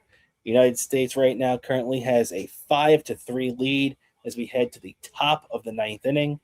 The Canadians are leaving Wilkinson in. The young lefty came in to start last inning, so they're going to try to squeeze a little bit more out of him as he's taking on Bryce Terang. And Terang has had a really good tournament. He had a 4-hit game earlier this tournament. He's 2 for 3 today, and taking on Wilkinson here, the big lefty from the Canadian team. And he had a pretty good first inning against 3 really tough hitters. I mean, you're a 23-year-old that hasn't pitched above single A, and you got to give this kid credit for the way he mowed down essentially the heart of the United States lineup last inning. I mean, he got Bregman, Anthony, and Cal Raleigh in order. If you're scoring the game right now, you'd notice that Anthony has been replaced. So Roman Anthony, the young big-time bat from the Boston Red Sox in the American lineup, has been replaced by Byron Buxton. That makes a lot of sense. They make the shift, and Crow Armstrong goes over to left field where Anthony was. Buxton comes into play center field, and that does significantly improve that defense. You have Pete Crow Armstrong, who's a center fielder, playing left field, great defensively. You have now Byron Buxton, who's a great defensive center fielder, playing center field, and Aaron Judge, who, you know, if you're a Yankee fan or you've paid attention to Judge in the past, he's played center field plenty of times in the past for the Yankees, and obviously he's a really great defensive right fielder as well.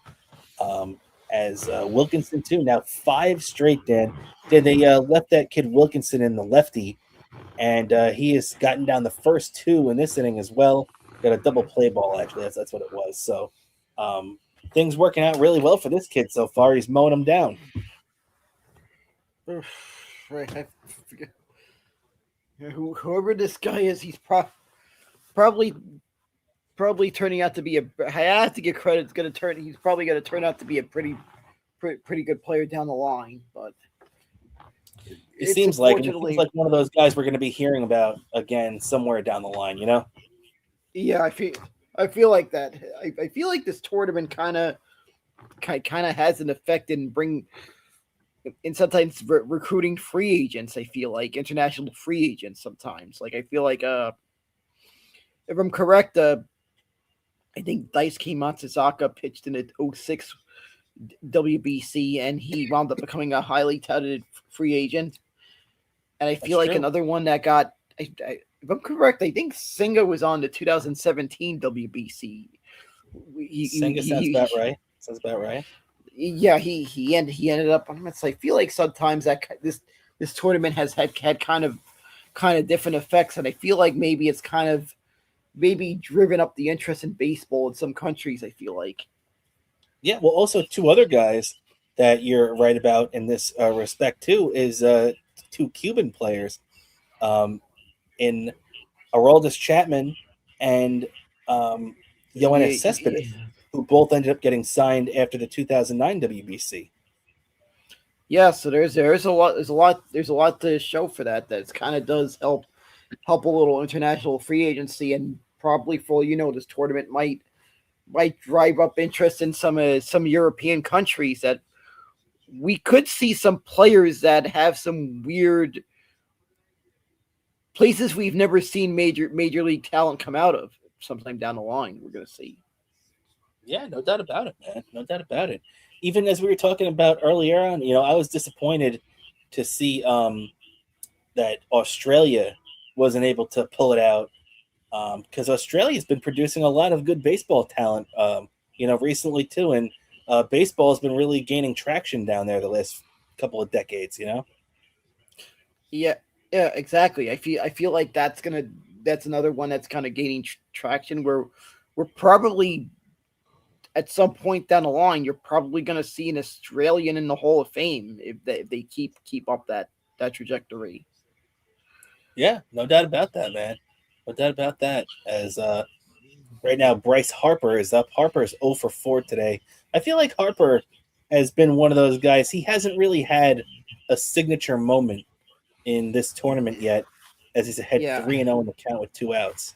Yeah, I feel like Harper's bound to have a big one, and a rare time that I'm not going to be cursing up a storm when Harper does something. As Harper's getting into it with the umpire, looks like the umpire made another borderline call against Harper, because let's not forget that. Yeah, that was high. That was another bad call by the umpire to Harper. He's screwed Harper twice today. Rung him up on a pitch on the outside corner of the zone earlier for a backwards K, and now put him in this situation now where the pitchers fought back from a 3-0 count to it should have been a 4-pitch walk. Now it's 3-2 with Aaron Judge looming on deck against this kid Wilkinson. Mm. 3-2 to Harper, swing and a miss. Strike 3. Yeah, of course they're not gonna make it easy on us. Not gonna be easy on us. No, you got right. You're definitely right about that. And would have been nice if this umpire would have given one of those 2 calls to Harper, but unfortunately Harper gets neither. And that's one of the few times you're gonna hear Met fans complaining about Bryce Harper not getting a call. Yeah, exactly. A rare time we're gonna see this happen, because a lot of other times you hear me bitch about Harper and how annoyed I am at him. Yeah, it's a shame though, because I really thought, I had a feeling Harper. You remember a couple of years ago when the Phillies went on that run to the World Series and ended up losing to the Astros in 2022, and a big reason why they got there. Bryce Harper played the role for the Phillies that postseason like A-Rod in 2009.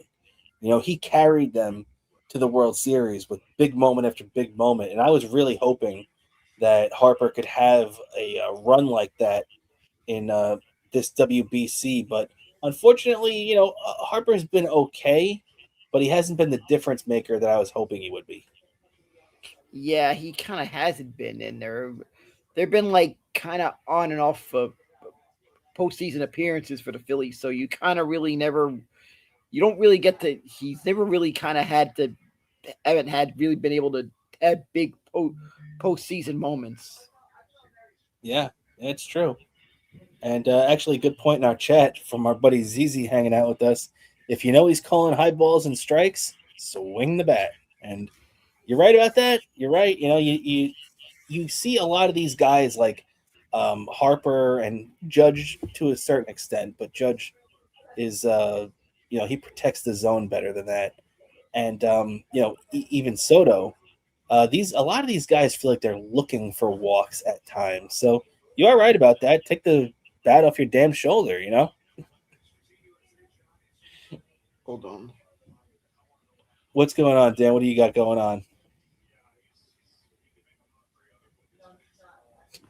No, it's just someone was wondering if one of my peeps is wondering if I'm still on the air, and I was just texting that the game's still in the bottom of the 9th, because he was wondering if I'm still on air, because he tuned in a little late. Someone tuned in a little late, so they needed to know.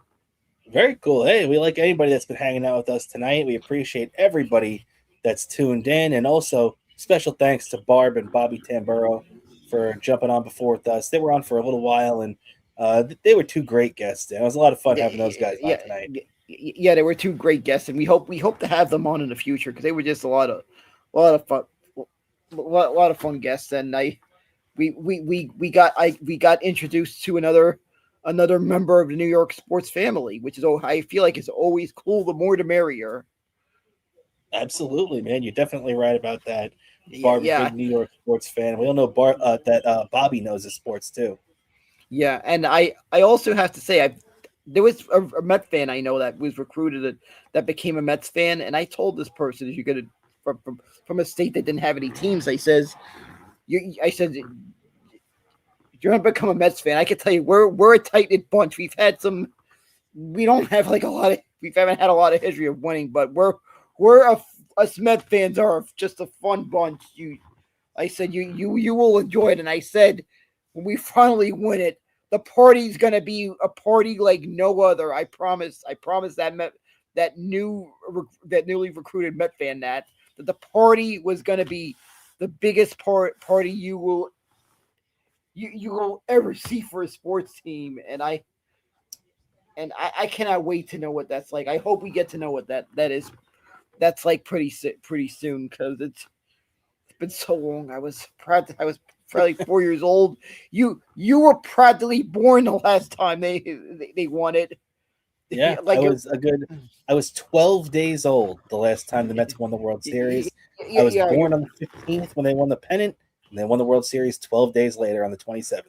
Yeah, your mother was literally probably listening to Game 6 of the NLCS in a delivery room when you described it happened on that day. She was probably listening to the game.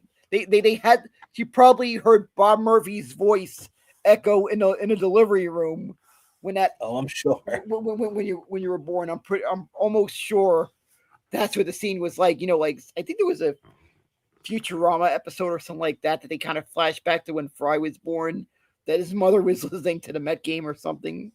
Well, I do remember that too. You're right. Yeah, that's what I think. That's what I think. But must have happened the day you were born. That must have been what happened. That seems about right. Yeah. Right now, Dan, too, we are. I'm sorry to interrupt you. I just wanted to point out that the U.S. just got the first out there on another rough ball by that umpire. By the way, we got to point that out. And I did not realize too, Dan, that New York Mets player. He was on the Mets last year. He's still under contract. He's probably going to be in AAA this year. Jared Young was the guy he just struck out. Mason Miller, the San Diego Padres closer, who's trying to close this one out for Team USA right now. But I didn't realize that Jared Young was even on Team Canada. No, I didn't even realize that. It's just one of those that just flew under the radar because it's been like bouncing, but that was a case where we're two more outs from advancing and keeping this nervous energy keep going. And by the looks of it, that I guess this bird is hearing me watching a game that I'm babysitting because it's chirping up. It's chirping up a storm right now. yeah. Believe me, I swear I was texting the bird's human, and I'm saying that this chirps freaking ringing in my head, like these chirps. It feels like something out of like one of those older video games. Didn't those older video games feel like when you turn the system off after you played, the sound effects would ring in your head for a couple little while longer? I can hear what you're talking about, like the Mario theme bouncing around your head. Yeah, or you're like playing Tetris on the Game Boy, and as soon as you turn the Game Boy off, you're still hearing that music, and it sounds like you hit, or you're hearing that Dr. Mario. Dr. Mario. That I swear those video game music were earworm back in the day. No doubt about it, man. No doubt about it. Yeah, back in the day, those video games. I was just playing Legend of Zelda recently, and the the music once again, just like back in the day, got stuck in my head. As soon as you said that, the first thing I thought of was the Zelda music. You know? Yeah. That. Right when there we go. Painted the corner with a 102-mile-an-hour fastball. Damn. Mason Miller coming up big. Back-to-back strikeouts here to start the ninth inning, and we are 1 out away from advancing to the semifinal, Dan. Yep. One more. Come on, one more out. That's right. All right, let's lock in for this one right now. Mason Miller facing what's this guy? Ozzy Lopez, I think his name is. Yeah, I believe so. I have the lineups right here. Yep, that's the name, correct. Yeah, Ozzy Lopez, who's had a good day today, 2 for 4 at the plate, showing the face of the American captain, Aaron Judge, out there in right field, getting ready to advance. Strike it! Yeah. I'm sorry, I feel like that movie Major League during his last out, like, strike this motherfucker out. I love it. You're right. And Miller ahead in the count, 0-2 on the foul ball here, Dan. We're 1 strike away. Miller to the set. Yeah. Put it in the books, baby. Yeah, there we go. All right. Yeah, we won. Yeah. USA.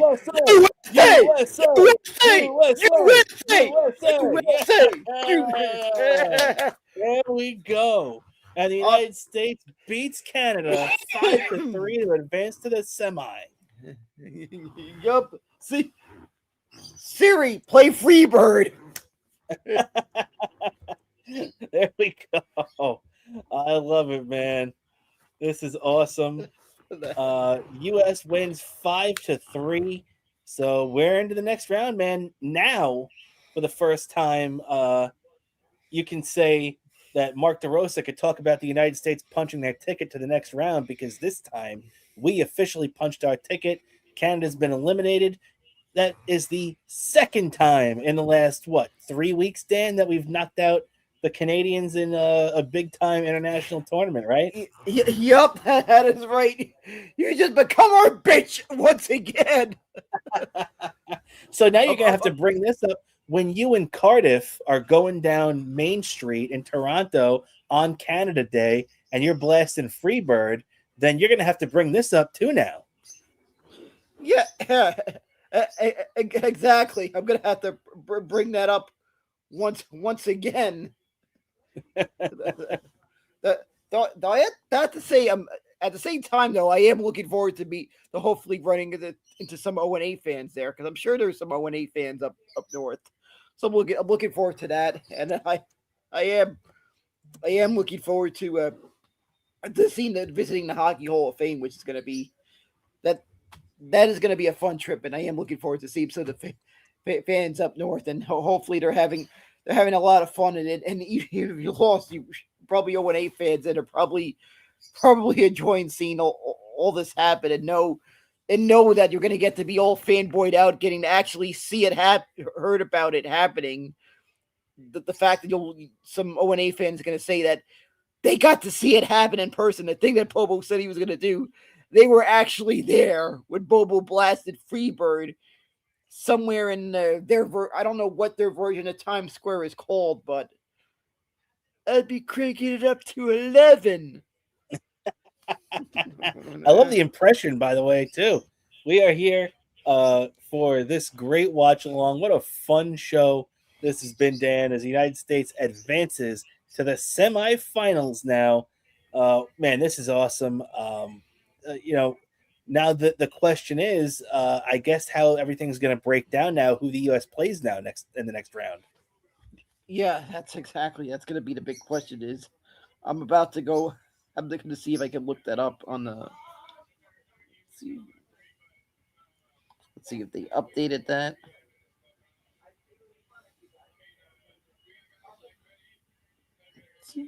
So yeah, the U.S. has defeated.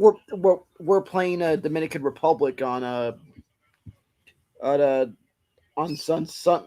Sunday. Looks like starters to be determined, but more than likely, probably going to be Paul Schemes against Luis Severino. It looks like. Really, Luis Severino starting for them? I didn't even realize that. So you got a former Met and a former Yankee getting into it now, and that's going to be. You are correct, Dan. It's going to be on Sunday at 8 p.m. The United States against the Dominican Republic, with a chance to be in the championship game on the line. And man, this is going to be a big time game. And the United States is going to have to get to Luis Severino early, and Paul Skeens is going to have to shut down that incredible Dominican offense. Yeah, without a doubt. This one's going to be a real nervous one.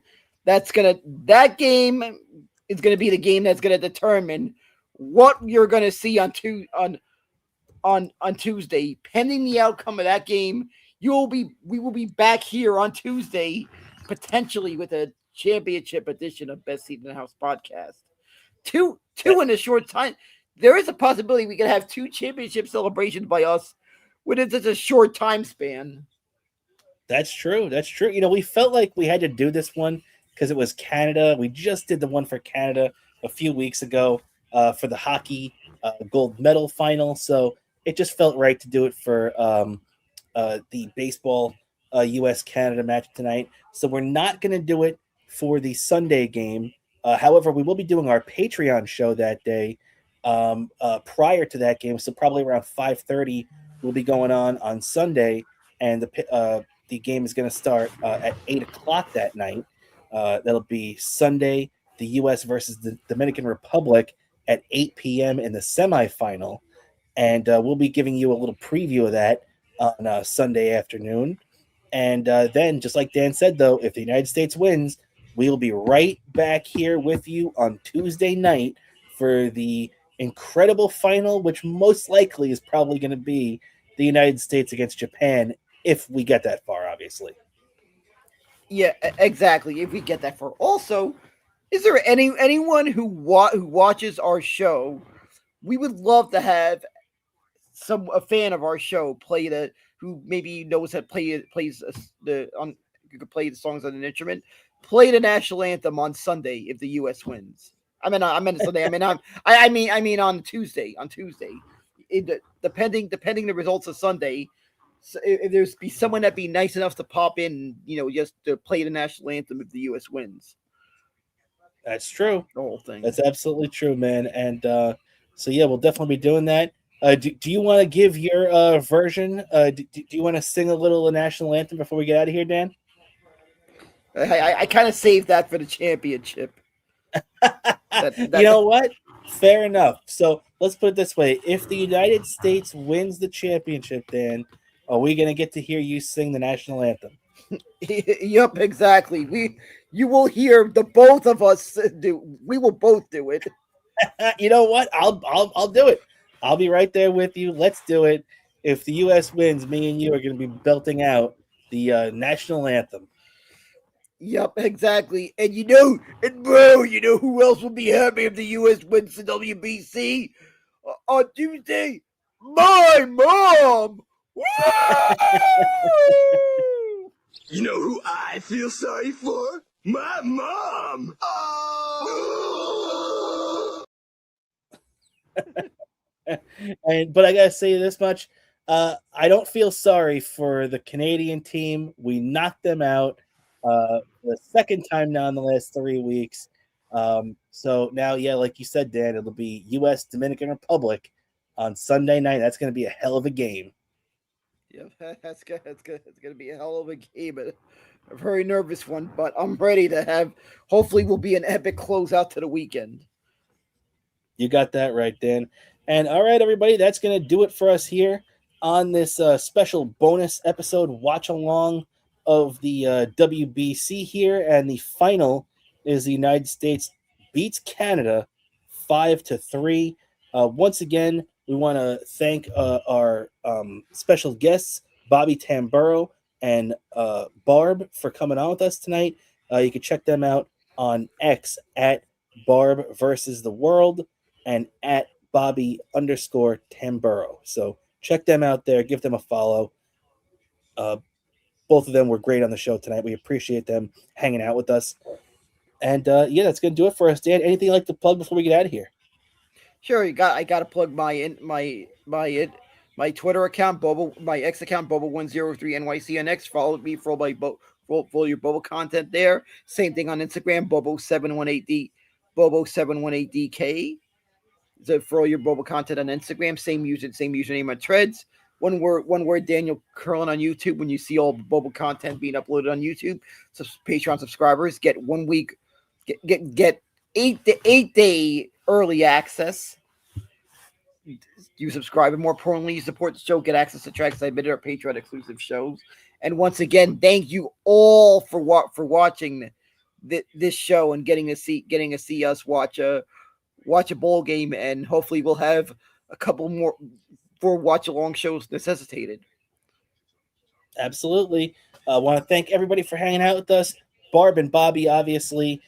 Thanks Stevie too, even though he couldn't make it tonight, as always, for the last time. And Stevie's the best anyway. So I want to thank everybody for hanging out with us. And that's going to do it for us on the show tonight. The next time we'll be on is on Patreon on Sunday around 5:30. And then, just as Dan said, should the United States beat the Dominican Republic on Sunday night, we'll be back with you for a watch along on Tuesday. Otherwise, if the U.S. loses to the DR, we'll be back with you right here on YouTube for our normal time slot, 7 p.m. on Thursday night. So thank you, everybody, for hanging out with us tonight. For my co-host, the great Daniel Bobo Curlin, I'm Rob Kramer. This is the Best Seat in the House podcast, everybody. Have a great weekend, and we'll see you on Sunday on Patreon. USA! USA! USA!